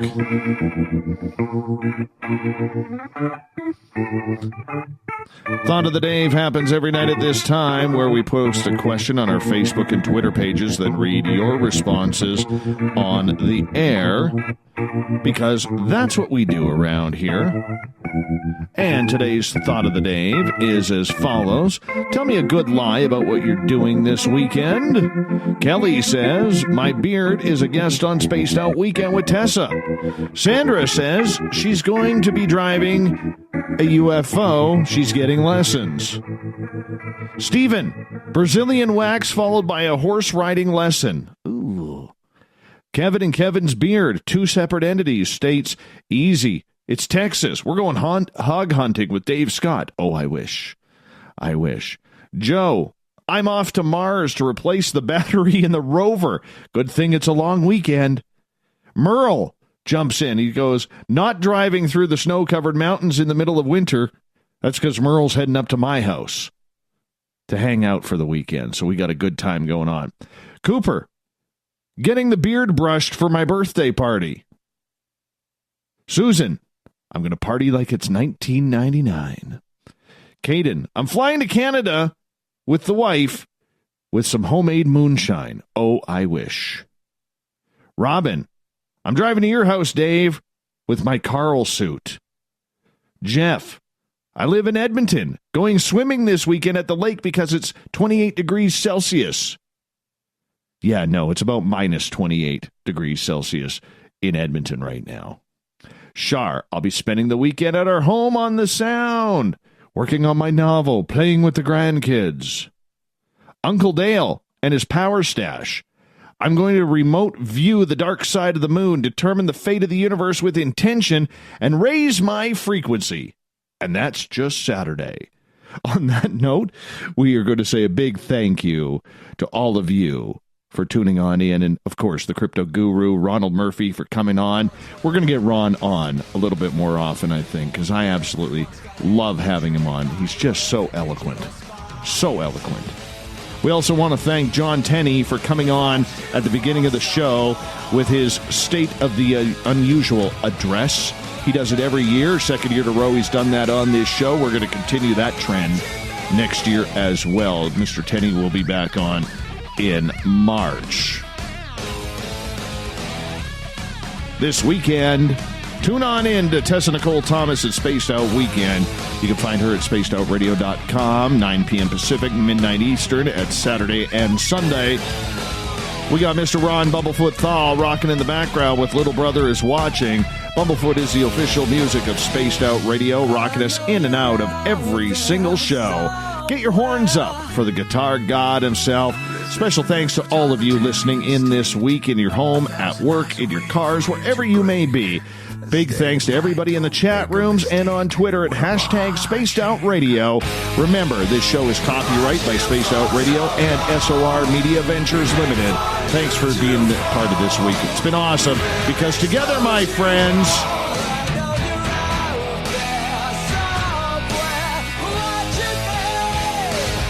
we own the night. I will talk to you in 21 hours from now. Well, Tessa will. I'll be back on Monday. Mr. Bumblefoot, we need a favor. We need you to take us home. Good night.